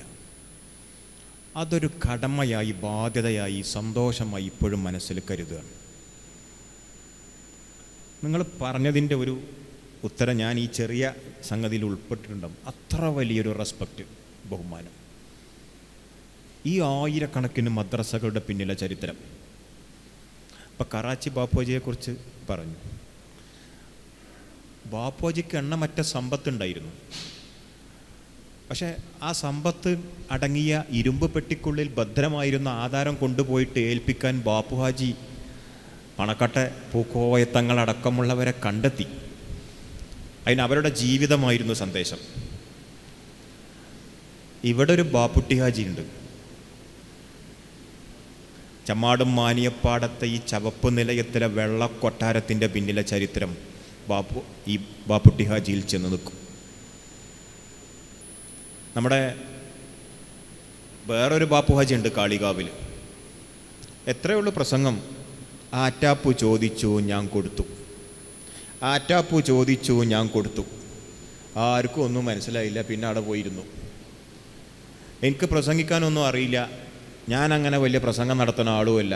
ആറ്റാപ്പു ചോദിച്ചു ഞാൻ കൊടുത്തു. ആൾക്കാർക്ക് സംശയം, എന്താ കൊടുത്തതെന്ന്. ഈ 17 ഏക്കറയാണ് കൊടുത്തത്. അത് ആറ്റാപ്പ് പറഞ്ഞാൽ കൊടുക്കും. ആറ്റാപ്പിൻ്റെ വാപ്പ പറഞ്ഞപ്പോൾ കൊടുത്ത കോടാനുകോടി രൂപയുടെ സമ്പത്തുണ്ട് ഈ സമുദായത്തിൻ്റെ കയ്യിൽ. അപ്പോൾ അങ്ങനൊരു വിശ്വാസത. ഞാൻ ഒരു മുസ്ലിം ലീഗുകാരനാണ്. പാർട്ടി മീറ്റിങ്ങുകളിൽ നിരന്തരം പോകുന്ന ആളാണ്.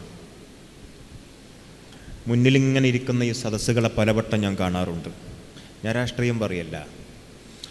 ആ കൂട്ടത്തിൽ മഹല്ല് പ്രസിഡൻ്റ് ഉണ്ടാവാറുണ്ട്, മദ്രസ കമ്മിറ്റിയുടെ പ്രസിഡൻ്റ് ഉണ്ട്, മദ്രസ കമ്മിറ്റിയുടെ സെക്രട്ടറി ഉണ്ട്, അതിനെ കൊണ്ട് നടക്കുന്നവരുണ്ട്.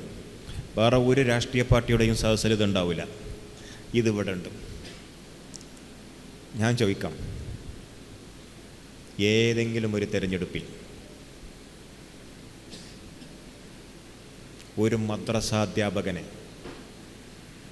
കൂടെ കൊണ്ടുപോയിട്ട് കോണിക്ക് വോട്ട് വയ്പ്പിച്ചിട്ടുണ്ടോ? ഒരാളെ കൊണ്ടുപോയിട്ട്?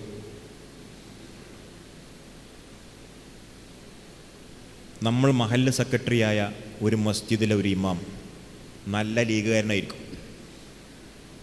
ഉസ്താദ് ഞങ്ങളെ കൂടെ ഗൃഹസമ്പർക്ക പരിപാടിയിൽ ഒരു 10 വീട്ടിൽ കയറി വരുമെന്ന് ചോദിച്ചാൽ ഉസ്താദ് പോരും.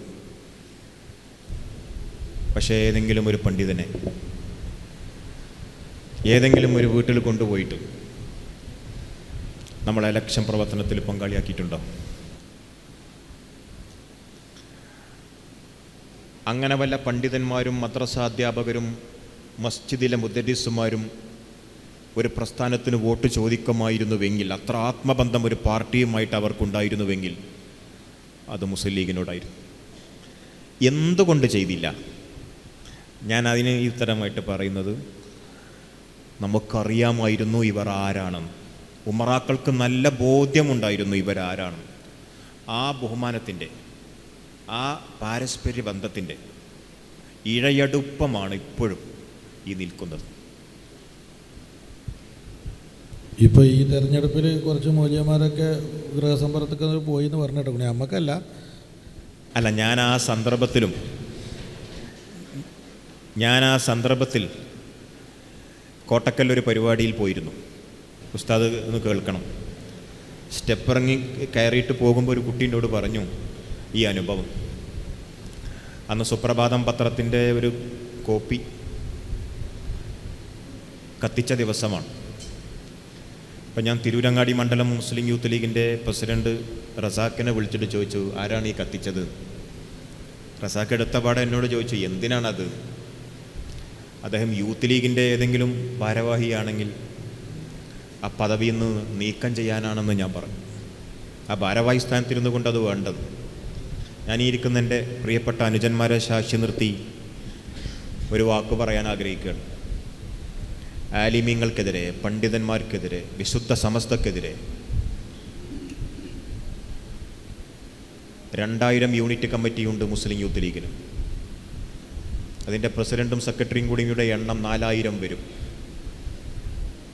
മലപ്പുറം ജില്ലയിൽ. 96 പഞ്ചായത്ത് കമ്മിറ്റിയും 12 മുനിസിപ്പൽ കമ്മിറ്റിയും 16 നിയമസഭാ മണ്ഡലം കമ്മിറ്റിയും 2172 യൂണിറ്റ് കമ്മിറ്റിയുമുണ്ട്. ഇതിൻ്റെ എല്ലാം കൂടി ഭാരവാഹികളുടെ എണ്ണം 15620 എണ്ണം വരും. ഈ 15620 എണ്ണത്തിലെ ഏതെങ്കിലും ഒരാൾ ഈ പണ്ഡിതന്മാർക്കെതിരെ, സമസ്തക്കെതിരെ, അല്ലെങ്കിൽ അതിന് ബന്ധങ്ങൾക്ക് വിഘാതം നിൽക്കുന്ന രീതിയിൽ ഒരു വാക്ക് എഴുതിയിട്ടുണ്ടെങ്കിൽ, പറഞ്ഞിട്ടുണ്ടെങ്കിൽ, ഞാൻ ഇപ്പോഴും പറയുന്നു, അവർ ആ പദവിയിൽ ഉണ്ടാവില്ല എന്ന് ഞാൻ തീർത്ത് പറയും. ആ പാരസ്പര്യത്തിൻ്റെ കാവലിരിക്കും. ആ ബന്ധത്തിൻ്റെ ഒരു കാവലാണത്. അത് ഞങ്ങൾ നിരന്തരം ശ്രദ്ധിക്കുന്നു, നിരീക്ഷിക്കുന്നു.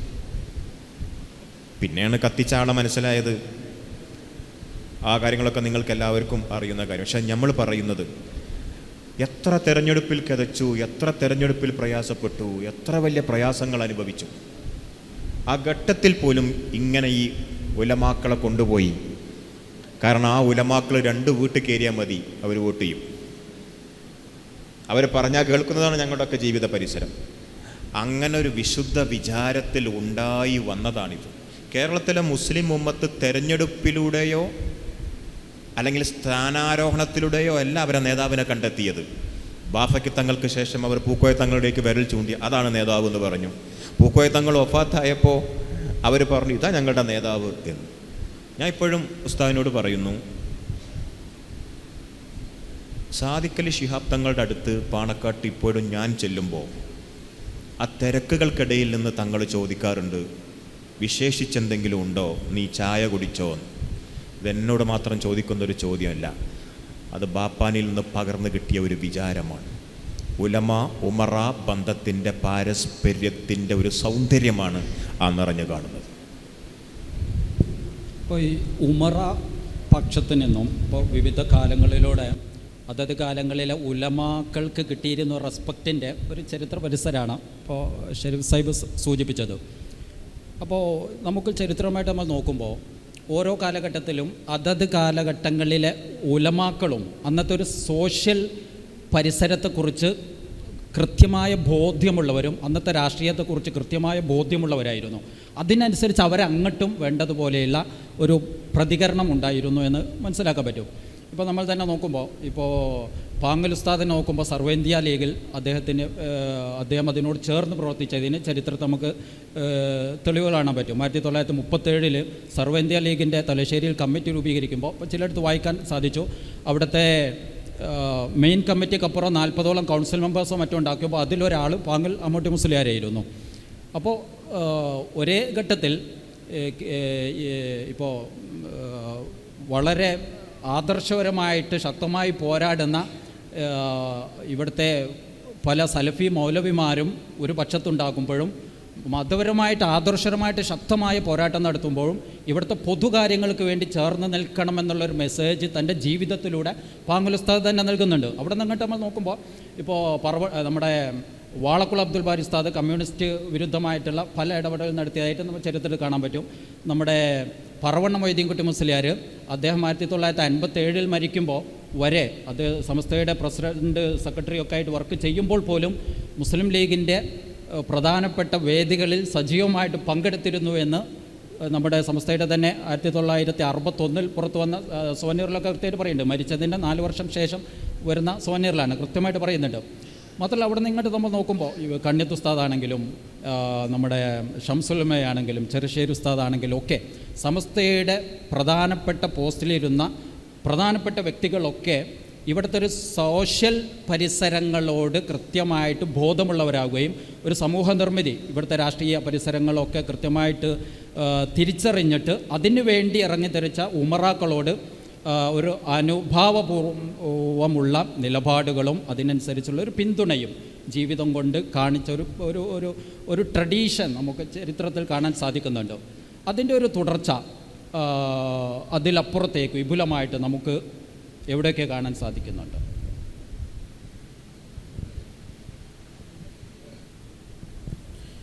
നമ്മൾ ജീവിക്കുന്ന ഇന്ത്യയിലെ മുസ്ലിം സമൂഹത്തിൻ്റെ ഭാവിയും അവരുടെ മസ്ലഹത്തും അത് ഉമറാക്കൾക്ക് ബോധ്യമുള്ളതുപോലെ അല്ലെങ്കിൽ അതിലേറെ ഉലമാഇന് ബോധ്യമുണ്ടായിരുന്നു. എന്താണ് ഈ ഉമ്മത്തിൻ്റെ അസ്തിത്വം നിലനിൽക്കാൻ ആവശ്യമായത്, എന്താണ്, എങ്ങനെയാണ് ബഹുസ്വര സമൂഹത്തിൽ നമ്മുടെ ഐഡൻറ്റിറ്റി എങ്ങനെ നിലനിൽക്കും എന്നതിനെ സംബന്ധിച്ചുള്ള കൃത്യമായ ധാരണ വെറും ഒരു വിജ്ഞാനം കൊണ്ടോ വെറും ഒരു കിതാബ് പഠിച്ചത് കൊണ്ടോ മാത്രം കിട്ടുന്നതല്ല. അതിനെ സംബന്ധിച്ചുള്ള വലിയ ചിന്തകൾ ഉള്ള ആളുകളായിരുന്നു മുമ്പ് കഴിഞ്ഞു പോയ ആളുകളൊക്കെ. അതിൽ നിന്ന് അവരെ എന്തെങ്കിലും വൈകാരിക വിഷയം പിന്തിരിപ്പിച്ചിരുന്നില്ല. അവരുടെ ഈ ഉയർന്ന ചിന്തയെ പിന്തിരിപ്പിക്കാൻ ഏതെങ്കിലും ചെറിയൊരു, ഇപ്പോൾ പത്രം കത്തിച്ച കേസ് പറഞ്ഞതുപോലെ എന്തെങ്കിലും ഒരു വൈകാരിക വിഷയങ്ങൾ അവരെ ഈ ഉയർന്ന ചിന്തയിൽ നിന്ന് പിന്തിരിപ്പിച്ചിരുന്നില്ല എന്നുള്ളതാണ്. അത് ഉലമാ ഉമറാവും ഒരുപോലെ ആയിരുന്നു. അതിൽ ഇപ്പോൾ ബാബരി മസ്ജിദുമായി ബന്ധപ്പെട്ട വിഷയത്തിൽ നമുക്കറിയാം, അന്നിപ്പോൾ ഞാനൊക്കെ അടക്കമുള്ള മുസ്ലിം ലീഗിൻ്റെ അനുഭാവികളും നിങ്ങളെപ്പോലെയുള്ള പ്രവർത്തകരുമായ ആളുകളൊക്കെ അന്ന് വളരെ സ്ട്രോങ് ആയിട്ടൊരു വൈകാരിക ചിന്തയുള്ള സമയത്ത് ബഹുമാനപ്പെട്ട ശിഹാബ് തങ്ങൾ എന്താ ചെയ്യുന്നത്, ഈ അണികൾക്ക് മുഴുവൻ എതിരായൊരു സമീപനം സ്വീകരിക്കുകയാണ്. അണികൾ എന്ത് ചിന്തിക്കുന്നു എന്നല്ല ഇവർ ചിന്തിച്ചത്, എന്ത് ചിന്തിക്കണം, അണികൾ എന്ത് ചിന്തിക്കണം എന്നതാണ് നേതാവ് ചിന്തിച്ചിരുന്നത്.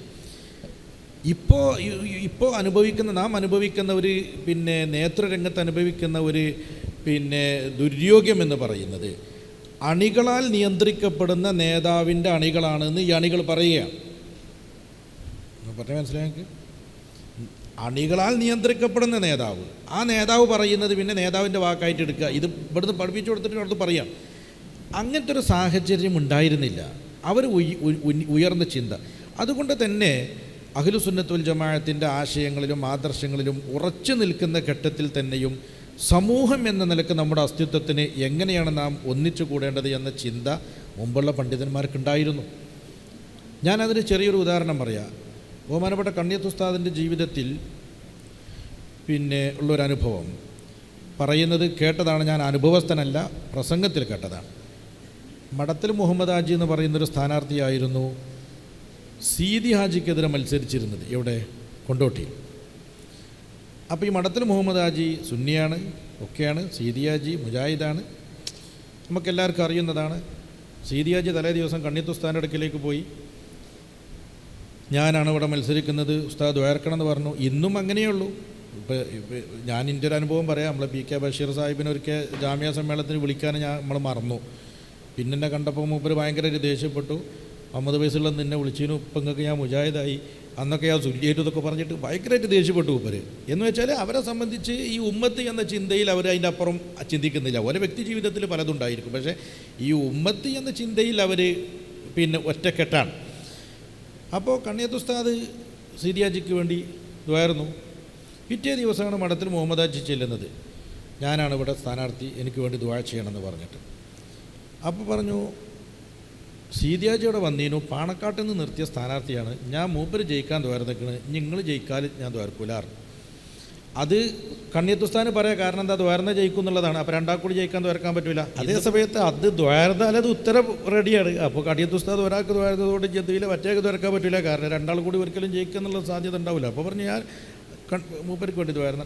അപ്പോൾ ഈ ഒരു ഉയർന്ന തലത്തിലുള്ള ചിന്തയും ആശയവും ഉണ്ടായിരുന്നത് കൊണ്ട് തന്നെ ഈ നിസ്സാര കാര്യങ്ങൾ അവരെ സംബന്ധിച്ച് ഈ ഉയർന്ന ചിന്തയെ സ്വാധീനിച്ചിരുന്നില്ല എന്നുള്ളതാണ്. അതിൻ്റെ തുടർച്ചയാണ് ഇന്നിപ്പോൾ കാലഘട്ടം തേടുന്നത്. ഇന്നിപ്പോൾ തേടുന്നത് അതിൻ്റെ തുടർച്ചയാണ്. അതിൻ്റെ തുടർച്ചയിലുള്ള ആശങ്കകൾ എല്ലാവർക്കും ഉള്ള പോലെ നമുക്കൊക്കെ ഉണ്ട്. ആ തുടർച്ച നമുക്ക് വീണ്ടും കിട്ടേണ്ടതുണ്ട്. അതിനാണ് ശ്രമം നടത്തേണ്ടത്.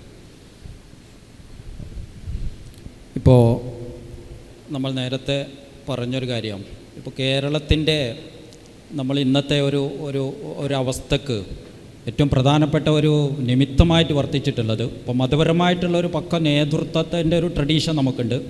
അതോടൊപ്പം തന്നെ ഇവിടുത്തെ രാഷ്ട്രീയ സാമൂഹിക കാര്യങ്ങളുടെ ഒരു പക്വമായൊരു ട്രഡീഷൻ നമുക്കുണ്ടായിരുന്നു.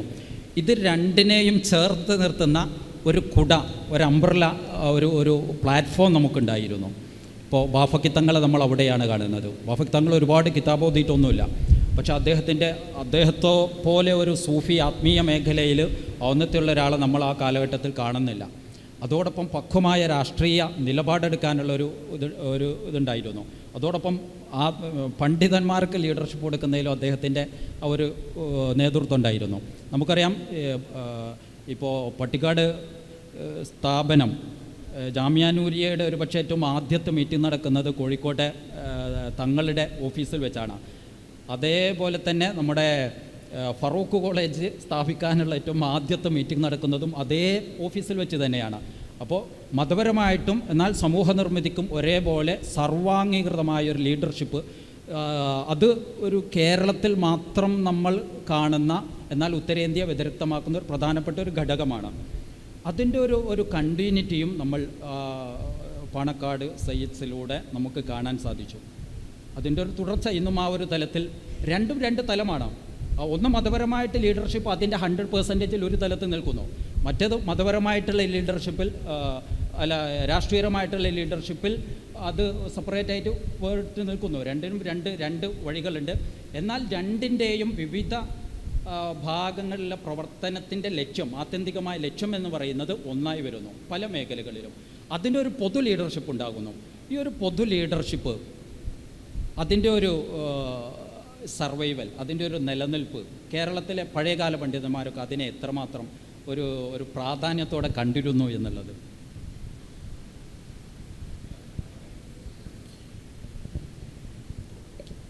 കേരളത്തിൽ ഇതിന് എത്രമാത്രം പ്രാധാന്യമുണ്ട് ഈ സമൂഹത്തിൻ്റെ നിർമ്മിതിയിൽ എന്ന് ആ പോയിൻ്റ് കൃത്യമായിട്ട് മനസ്സിലാക്കിയവരാണ് ഇവിടെയുള്ള കമ്മ്യൂണിസ്റ്റുകൾ.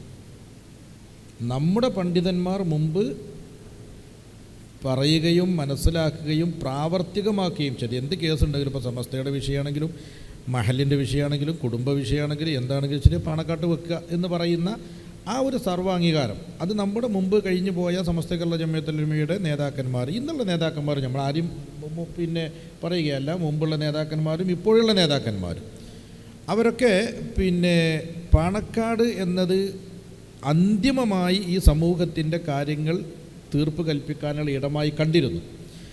അവരുടെ കീഴിലാണ് ഈ രണ്ട് വിഭാഗവും ഉലമാവും ഉമറാവും ചേർന്ന് സമൂഹം നിലനിൽക്കുന്നത് എന്ന് മനസ്സിലാക്കിയത് കൃത്യമായിട്ട് നമ്മുടെ ശത്രുക്കളാണ്. ആ മനസ്സിലാക്കിയതിൽ നിന്നാണ് ഇവരുടെ പ്രാധാന്യം സമൂഹത്തിൽ കുറക്കുക എന്ന ലക്ഷ്യം വന്നത്. അത് ഒരു കാലത്ത് ജമാഅത്തെ ഇസ്ലാമിയ ലക്ഷ്യത്തിന് വേണ്ടി പ്രവർത്തിച്ചു. അതിനവർ മാധ്യമം പത്രം ദുരുപയോഗം ചെയ്തു. അങ്ങനെ പിന്നീട് എന്ത് ചെയ്തു, കമ്മ്യൂണിസ്റ്റുകൾ ഈ ഒരു ബന്ധം തകർക്കുക എന്ന ഒരു അജണ്ട അവർ വളരെ ആസൂത്രിതമായി നടപ്പാക്കി. ആ നടപ്പാക്കുന്നതിൽ ഈ കമ്മ്യൂണിസ്റ്റുകളുടെ ഇവരുടെ ഈ കുബുദ്ധി അത് പലപ്പോഴും നമ്മുടെ പല ആളുകൾക്കും അത് മനസ്സിലാകാതെ പോയോ എന്നുള്ള സംശയം നമുക്ക് പലപ്പോഴും ഉണ്ടാവാറുണ്ട്.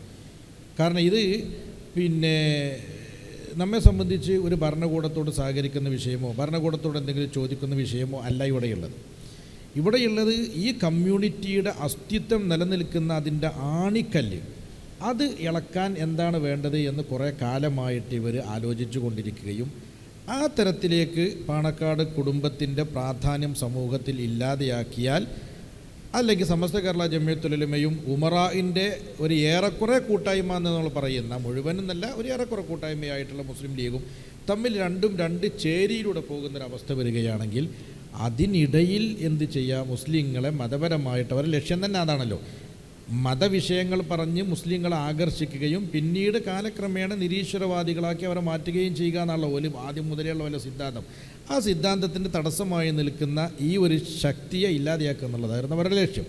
അപ്പോൾ മുമ്പുള്ള പണ്ഡിതന്മാർ അത് ഉൾക്കൊണ്ടിരുന്നു, അതിനെതിരെ വരുന്നതിനെ മുഴുവൻ പ്രതിരോധിച്ചിരുന്നു. ഇപ്പോൾ വിദേഹത്തിൻ്റെ ആളുകൾ പാണക്കാട് കുടുംബത്തിൻ്റെ ആത്മീയതയെ എതിർക്കുമ്പോൾ അവരെ ശക്തമായി പ്രതിരോധിച്ചത് നമ്മുടെ സമസ്തയുടെ പണ്ഡിതന്മാരാണ്. അവർ വെറും രാഷ്ട്രീയ നേതാക്കന്മാരാണ്, കേവല രാഷ്ട്രീയ നേതാക്കന്മാരാണ്, അവർ അങ്ങനെ ആത്മീയ നേതാക്കന്മാരൊന്നുമല്ല എന്ന ഒരു ധ്വനി ഉണ്ടാക്കാൻ വേണ്ടി മുസ്ലിം ലീഗിൻ്റെ ഉള്ളിൽ തന്നെയുള്ള വിദായി കക്ഷികൾ ശ്രമം നടത്തിയിട്ടുണ്ടായിരുന്നു. അത് വ്യക്തിപരമായിരിക്കും, സംഘടനാപരമാണെന്നൊന്നും നമ്മൾ പറയുന്നില്ല, അല്ലെങ്കിൽ സംഘടനാപരമായിരിക്കും. പക്ഷേ അന്ന് അതിന് ഏറ്റവും വലിയ പ്രതിരോധ തീർത്തതാരാണ്? സമസ്തയുടെയും നമ്മുടെ ആലിമീങ്ങളാണ്. അപ്പോൾ ആ ഒരു ഒരു അംഗീകാരം നശിപ്പിക്കുക എന്നുള്ളതാണ് ഇപ്പോഴത്തെ ഇവരുടെ അജണ്ട. മുൻഗാമികൾ അത് എത്രമാത്രം അതിന് പ്രാധാന്യം കൽപ്പിച്ചിരുന്നു എന്നതിൻ്റെ തെളിവാണ് ഞാൻ പറഞ്ഞത്. ആ പ്രാധാന്യം ഇല്ലാതെയാക്കാനാണ് ഇപ്പോൾ ശ്രമം നടക്കുന്നത് എന്ന്. ഓക്കെ, നമ്മുടെ ഈ ഒരു ചർച്ച അവസാനിപ്പിക്കാൻ സമയമായി. ഇപ്പോൾ അതിൻ്റെ ഒരു തുടർച്ചയായിട്ട് ഒരു ലാസ്റ്റ് ഒരു ഒറ്റ ചോദ്യം കൂടി. ഇപ്പോൾ നമുക്ക് ചാപ്പനങ്ങാടി ബാപ്പുസ്താദിനെ നമ്മൾ കാണുന്നുണ്ട്.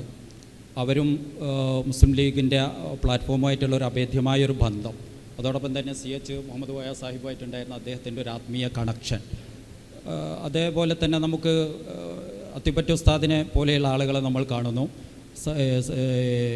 ലീഗിൻ്റെ പല വളരെ നിർണായകമായ ചില മീറ്റിങ്ങുകളിലേക്ക് അദ്ദേഹത്തെ പ്രത്യേകം ക്ഷണിച്ചുകൊണ്ട് പ്രാർത്ഥന നടത്തുന്ന ശിഹാബ് തങ്ങളെ പോലെയുള്ളവരെ നമ്മൾ കാണുന്നു. അപ്പോൾ ഈ ഒരു സൂഫി അല്ല ഉലമ വളരെ ചേർന്ന് നിന്നുകൊണ്ട് ഇന്നും അതിൻ്റെ ഒരു ലൈവ് ഒരു പാരമ്പര്യം നമ്മുടെ ഈ ഒരു അടുത്ത കാലം വരെ നമുക്ക് ഒരു വേർതിരിവില്ലാതെ അത് ഒരു രാഷ്ട്രീയം എന്നുള്ള പുറത്തു നിന്നുള്ളൊരു ആരോപണം വരുന്നത് പോലെയാണ് ഇവിടെ രാഷ്ട്രീയം കടന്നു വരുന്നത്. ശരിക്കും പല കാര്യങ്ങളിലും ഒരു ഉമറാ തലത്തിൽ നടക്കുന്ന ചർച്ചകളെപ്പോലും പലപ്പോഴും ഒരു ലീഗ് എന്നുള്ളൊരു ടാഗ് നൽകി പുറത്തുനിന്ന് ആരോപണം വരികയാണ് ചെയ്യുന്നത്. ശരിക്കും അവിടെ ഒരു ഉമ്മത്തിൻ്റെ നിർമ്മിതിയിലുള്ള ഒരു ചേർന്നിരിപ്പായിട്ടാണ് നമുക്ക് ഇതിനെ കാണുന്നത്. അതാണ് നമ്മുടെ ഒരു തുടർച്ചയും ആ ഒരു പാരസ്പര്യം. ഇപ്പോൾ ചാപ്പനങ്ങാടി ഉസ്താദും CH പോലെയുള്ള അത്തിപ്പറ്റ ഉസ്താദും ഈ അടുത്ത് നടന്ന പല ലീഗിൻ്റെ മീറ്റിങ്ങുകളും പോലെയുള്ള ആ ഒരു പാരസ്പര്യം അതായിരുന്നല്ലോ നമുക്ക് ഇത്രമാത്രം വലിയൊരു അകൽച്ചയില്ലാത്ത ഒരനുഭവം നമുക്ക് നൽകിയിരുന്നത്.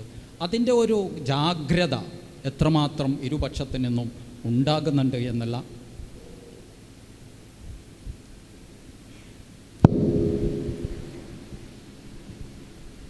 കേരളത്തിലെ മുസ്ലിങ്ങൾക്ക് ലോകത്തെ മുസ്ലിങ്ങളോടും ഇന്ത്യയിലെ മുസ്ലിങ്ങളോടും പറയാനുണ്ടായിരുന്നൊരു മെസ്സേജ്, ഞങ്ങളെ നോക്കൂ, ഞങ്ങളുടെ മാതൃകയെ ശ്രദ്ധിക്കൂ, ഞങ്ങളെക്കുറിച്ച് പഠിക്കൂ എന്നായിരുന്നു. അത് പറയാൻ നമ്മളെ പ്രാപ്തമാക്കിയത് നേരത്തെ ഇവിടെ എണ്ണി പറഞ്ഞ നേതാക്കളാണ്, നമ്മുടെ പൂർവ്വസൂരികളാണ്. ഇന്ന് നമ്മൾ ഇവിടെ ഇപ്പോൾ വർത്തമാനകാലത്ത് സംഭവിച്ചു കൊണ്ടിരിക്കുന്ന ഓരോ കാര്യങ്ങളും വിലയിരുത്തി നോക്കുമ്പോൾ വലിയൊരു ജാഗ്രത കുറവ്, ആരോ നിശ്ചയിച്ച ഒരു അജണ്ട നമ്മൾ പ്രാവർത്തികമാക്കി തുടങ്ങിയോ എന്ന ഒരു സംശയം ഉണ്ടാക്കുന്ന വിധത്തിലേക്ക് പോകുന്നുണ്ട്. ഈ കാലത്ത് നമുക്ക് അജണ്ട നിശ്ചയിക്കുന്നത് നമ്മളല്ല. നാളെ നമ്മൾ എന്ത് കാണണമെന്ന് തീരുമാനിക്കുന്നത് നാളെ നമ്മൾ എന്ത് സംസാരിക്കണമെന്ന് തീരുമാനിക്കുന്നത്. ഈ മീറ്റിംഗ് കഴിഞ്ഞ് പുറത്തിറങ്ങിയാൽ നിങ്ങൾക്ക് പുതിയ അജണ്ട കിട്ടും. നിങ്ങളുടെ സ്ക്രീനൊന്ന് തുറന്നു നോക്കിയാൽ മതി. അതാരോ നിശ്ചയിക്കുകയാണ്. പക്ഷേ എല്ലാവരും തീർക്കുന്ന അജണ്ട ചർച്ച ചെയ്യാനും അതിൽ കയറി കൊത്താനും ഒക്കെ മുൻഗാമികൾ തയ്യാറായിരുന്നില്ല. അവർ തീർത്തൊരു വഴിയുണ്ടായിരുന്നു. ആ വഴിയുടെ ഏറ്റവും വലിയൊരു കാര്യമെന്ന് ഞാനിപ്പോൾ ഇങ്ങനെ സംസാരിച്ചപ്പോൾ ആലോചിക്കുകയായിരുന്നു. ഉത്തരേന്ത്യയിലെ മുസ്ലിങ്ങളെ പോലെയല്ല കേരളത്തിലെ മുസ്ലിങ്ങൾ പലതുകൊണ്ടും. ഉത്തരേന്ത്യയിലെ മുസ്ലിങ്ങൾ ആ സമൂഹത്തിൽ തന്നെ തെറിച്ച് നിൽക്കുകയാണ്, വേറിട്ട് നിൽക്കുകയാണ്. കൂട്ടിക്കൊടാത്തവർ, കല്യാണത്തിന് വിളിക്കാത്തവർ, ഒരു സാമൂഹ്യ ചർച്ചകളിൽ പങ്കുകൊള്ളാത്തവർ, വളരെ ഒരു പുഴുക്കളെ പോലെ ജീവിക്കുന്നവരായിട്ട് അവരെ മാറ്റി നിർത്തിയിരിക്കുകയാണ്. മാറി നിൽക്കുന്ന വലിയൊരു പൊതുസമൂഹം, അപ്പുറത്ത് നിൽക്കുന്ന ഒരു ഒറ്റപ്പെട്ട സമുദായം, അങ്ങനെ നിൽക്കുകയാണ് ഇപ്പോഴും. ദാറുൽ ഹുദ പോലുള്ള സംരംഭങ്ങൾ, അവിടെ പോയി നടത്തുന്ന വിപ്ലവാത്മകമായ പ്രവർത്തനങ്ങൾ ചെറിയ പ്രതീക്ഷ തന്നുകൊണ്ടിരിക്കുന്നുവെന്നുള്ളത് നിസാരവൽക്കരിക്കില്ല എന്ന് വച്ചാൽ പോലും ഞാൻ പറയണം. എന്നാൽ കേരളത്തിലെ മുസ്ലിങ്ങൾ ഈ സമൂഹത്തിൻ്റെ ഭാഗമാണെന്ന് കരുതിയതും വിശ്വസിച്ചതും നമ്മൾ മാത്രമല്ല, ഇതര മതസ്ഥർ കൂടിയാണ്. അവരത്ത് കൂടി നമ്മൾ മുസ്ലിം ലീഗ് അധികാരത്തിൽ വന്നു. ഖജനാവിൻ്റെ 40% കൈകാര്യം ചെയ്യുന്ന 60% കൈകാര്യം ചെയ്യുന്ന മന്ത്രിമാർ ലീഗിൻ്റെ കയ്യിലായി. ബാക്കി 40% എല്ലാവരും കൂടി കൈകാര്യം ചെയ്തത്. അപ്പോൾ പോലും ഇവിടുത്തെ ഒരു ശരാശരി ഹിന്ദു ചിന്തിച്ചില്ല ഇവരെന്താ എല്ലാവരും കൂടി കൈകാര്യം ചെയ്യുന്നുവെന്ന്. പക്ഷേ അപ്പോഴേക്കും ഈ പറയുന്ന ഉമറ ബന്ധത്തിൻ്റെ ഒരു സൗന്ദര്യം അവർ കൂടി അനുഭവിച്ചിരുന്നു. ഇവർ വിശ്വസിക്കാൻ കൊള്ളുന്നവരാണ് എന്ന ഒരു വല്ലാത്ത വിശ്വാസം ഇവിടുത്തെ ഇതര മതസ്ഥർക്ക് പോലും ഉണ്ടായിരുന്നു. അതിനൊരു വലിയ ജാഗ്രതക്കുറവ്, എന്തോ എവിടെയോ ഉണ്ടായി വരുന്നുണ്ട്. ആസ്വദിക്കുകയാണോ എന്ന് ഞാൻ സംശയിക്കുന്നു. ഞാനിപ്പോൾ ഇരിക്കുന്ന പദവി ആസ്വദിക്കാനുള്ളതല്ലെന്നാണ് എൻ്റെ വിശ്വാസം. കാരണം ഞാൻ മുസ്ലിം യൂത്ത് ലീഗിൻ്റെ മലപ്പുറം ജില്ലാ പ്രസിഡൻ്റാണ്. അത് മുസ്ലിം ലീഗ് പാർട്ടിയെ സംബന്ധിച്ചിടത്തോളം വളരെ ചെറിയ ഒരു പദവിയാണ്. എന്നാൽ പോലും ഞാൻ പറയുന്നു, ഇത് എന്തെങ്കിലും ചെയ്യാനും എന്തെങ്കിലും പറയാനും ആസ്വദിച്ച് തീർക്കാനും ഉള്ളതല്ലെന്ന് ഞാൻ വിശ്വസിക്കുന്നു. അപ്പോൾ എനിക്ക് മുകളിലുള്ള പദവികളും ആത്മീയ ധാരയിലുള്ള മറ്റ് പദവികളും നമ്മുടെ സമുദായ സംഘടനയിലിരിക്കുന്ന പദവികൾക്കും ബാക്കി നിങ്ങളൊന്നാണ്ട് ആലോചിച്ചാൽ മതി. എല്ലാം നമ്മൾ ആസ്വദിക്കാനുള്ളതല്ല. നേരത്തെ ഉസ്താദ് പറഞ്ഞല്ലോ, ബാബരി മസ്ജിദ് തകർത്തപ്പോൾ ഒരു നേതാവ് എടുത്ത തീരുമാനം. ഇപ്പോഴും അതാണല്ലോ പറയുന്നത്. ഇപ്പോഴും ആ തീരുമാനമുള്ള ചർച്ച. പക്ഷെ അന്ന് നമുക്കത് ഉൾക്കൊള്ളാൻ കഴിയുമായിരുന്നില്ല.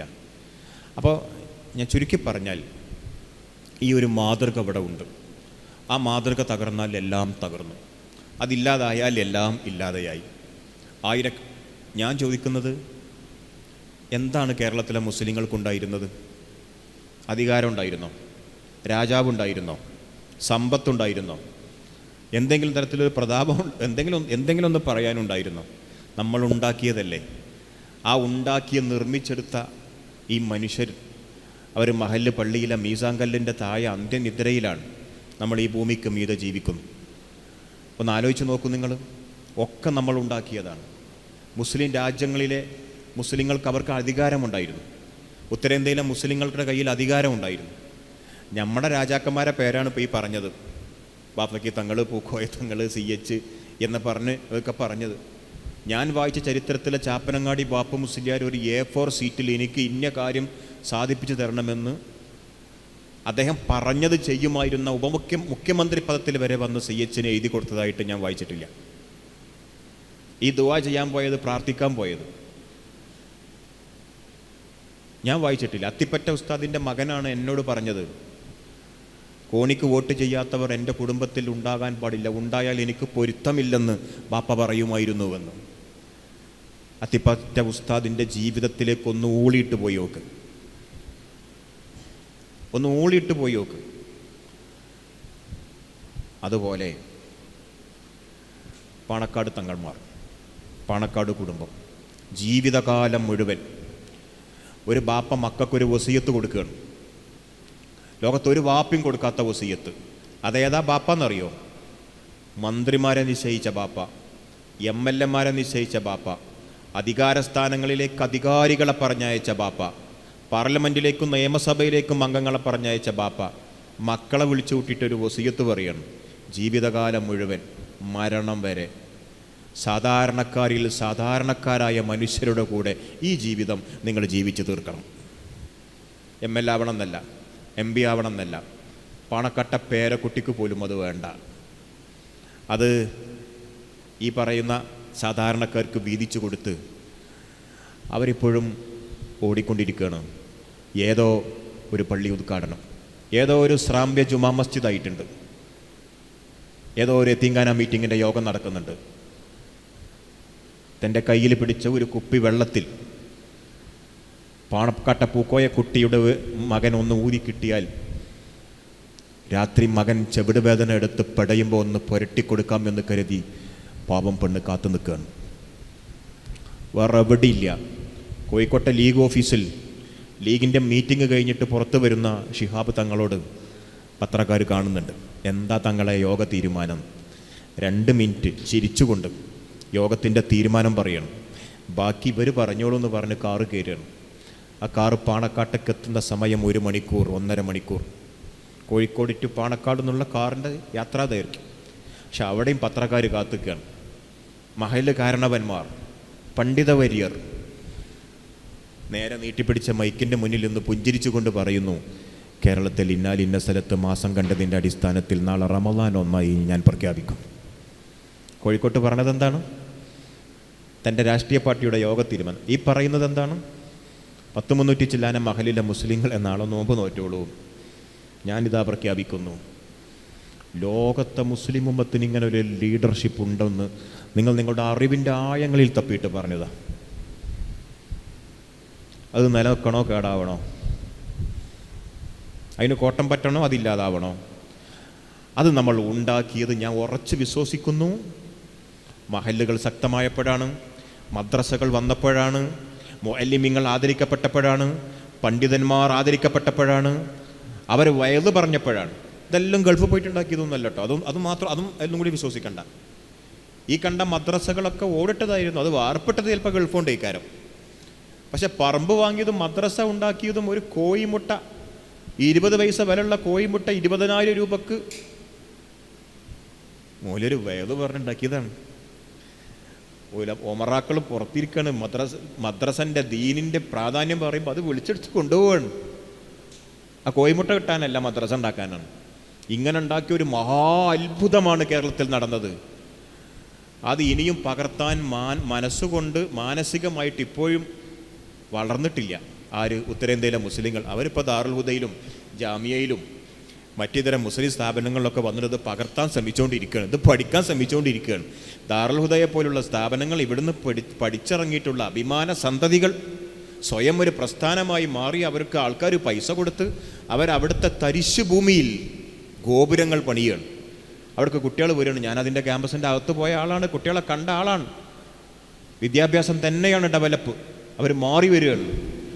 ആ നേരത്ത് ഇവിടെ അത് ഇല്ലാതാക്കാനുള്ള ശ്രമം, ജാഗ്രത കുറവെന്ന് പറഞ്ഞാൽ ആ ഭാഷക്ക് കട്ടി കുറയുമെന്നാണ് എൻ്റെ പേടി, എൻ്റെ ഭയം. അള്ളാഹു ഖൈർ പ്രദാനം ചെയ്യട്ടെ എന്ന് ഞാൻ പ്രാർത്ഥിക്കും. ചർച്ച ഇവിടെ അവസാനിക്കുകയാണ്. ഇതുവരെ നടന്ന സംസാരത്തിൻ്റെ ഉൾവേരുകളിൽ നിന്ന് നമുക്കിതിൻ്റെ ഊന്നൽ എവിടെയൊക്കെയാണ് ഉള്ളത് എന്ന് വളരെ കൃത്യമായിട്ട് മനസ്സിലാകും. ഒരുപക്ഷെ കേരളത്തിനപ്പുറത്ത് ഏറ്റവും വലിയ പണ്ഡിതന്മാരെ ഉൽപ്പാദിപ്പിച്ചിരുന്നത് ഉത്തരേന്ത്യയാണ്. ഏറ്റവും കൂടുതൽ രാഷ്ട്രീയ നേതാക്കന്മാരെ, രാജാക്കന്മാരെ ഉൽപ്പാദിപ്പിച്ചിരുന്നത് ഉത്തരേന്ത്യയാണ്. അതിൻ്റെ വർത്തമാന പരിസരം ഇവിടെ സൂചിപ്പിച്ചു കഴിഞ്ഞു. ഏറ്റവും വലിയ വിദ്യാഭ്യാസപരമായിട്ട്, ആത്മീയപരമായിട്ട്, മതജ്ഞാനപരമായിട്ട് ഏറ്റവും അധപ്പതിച്ചൊരു ഘട്ടത്തിലേക്ക് ആ ഒരു നാട് മാറുന്നു. അതേസമയം കേരളം നമുക്ക് ഒരു വ്യതിരിക്തമായിട്ട് എല്ലാ മേഖലകളിലും അവരുടെ വളരെ മനോഹരമായ ഒരു സാഹചര്യം നമ്മൾ അനുഭവിക്കുന്നത് തീർച്ചയായിട്ടും ഈ രണ്ട് സ്വത്വത്തെയും ചേർത്ത് പിടിച്ചുകൊണ്ട് കേരളത്തിലെ PMSA പൂക്കോയ തങ്ങളെപ്പോലെ, ബാഫക്കി തങ്ങളെപ്പോലെ എല്ലാവർക്കും നേതൃത്വം നൽകിയിരുന്ന ഒരു പൊതു നേതൃത്വത്തിൻ്റെ കീഴിൽ രാഷ്ട്രീയപരമായിട്ടും മതപരമായിട്ടും രണ്ടും ഒരു വ്യത്യാസമില്ലാതെ, എന്നാൽ രണ്ടിനും വ്യതിരിക്തമായ ഒരു സ്വതന്ത്രമായ വഴികളുമുള്ള ആ ഒരു മനോഹരമായ ഒരു സ്വത്വം തീർച്ചയായിട്ടും എല്ലാ കാലഘട്ടത്തിലും അതിനെതിരെ വിമർശനങ്ങളുണ്ടായിട്ടുണ്ട്. ഇന്നും തുടർന്നുകൊണ്ടിരിക്കുന്നു. വളരെ ജാഗ്രതയോടെ അതിനെ തിരിച്ചറിയാനുള്ളൊരു ബോധം നമുക്കുണ്ടാവണം എന്ന് മാത്രം പറഞ്ഞു ഇത് ചർച്ചയുടെ അവസാനിക്കുന്നു. എന്നോടൊപ്പം ഇതിൽ പങ്കുചേർന്ന രണ്ടുപേർക്കും നന്ദി പറയുന്നു. അസ്സലാമു അലൈക്കും വറഹ്മത്തുള്ളാഹി.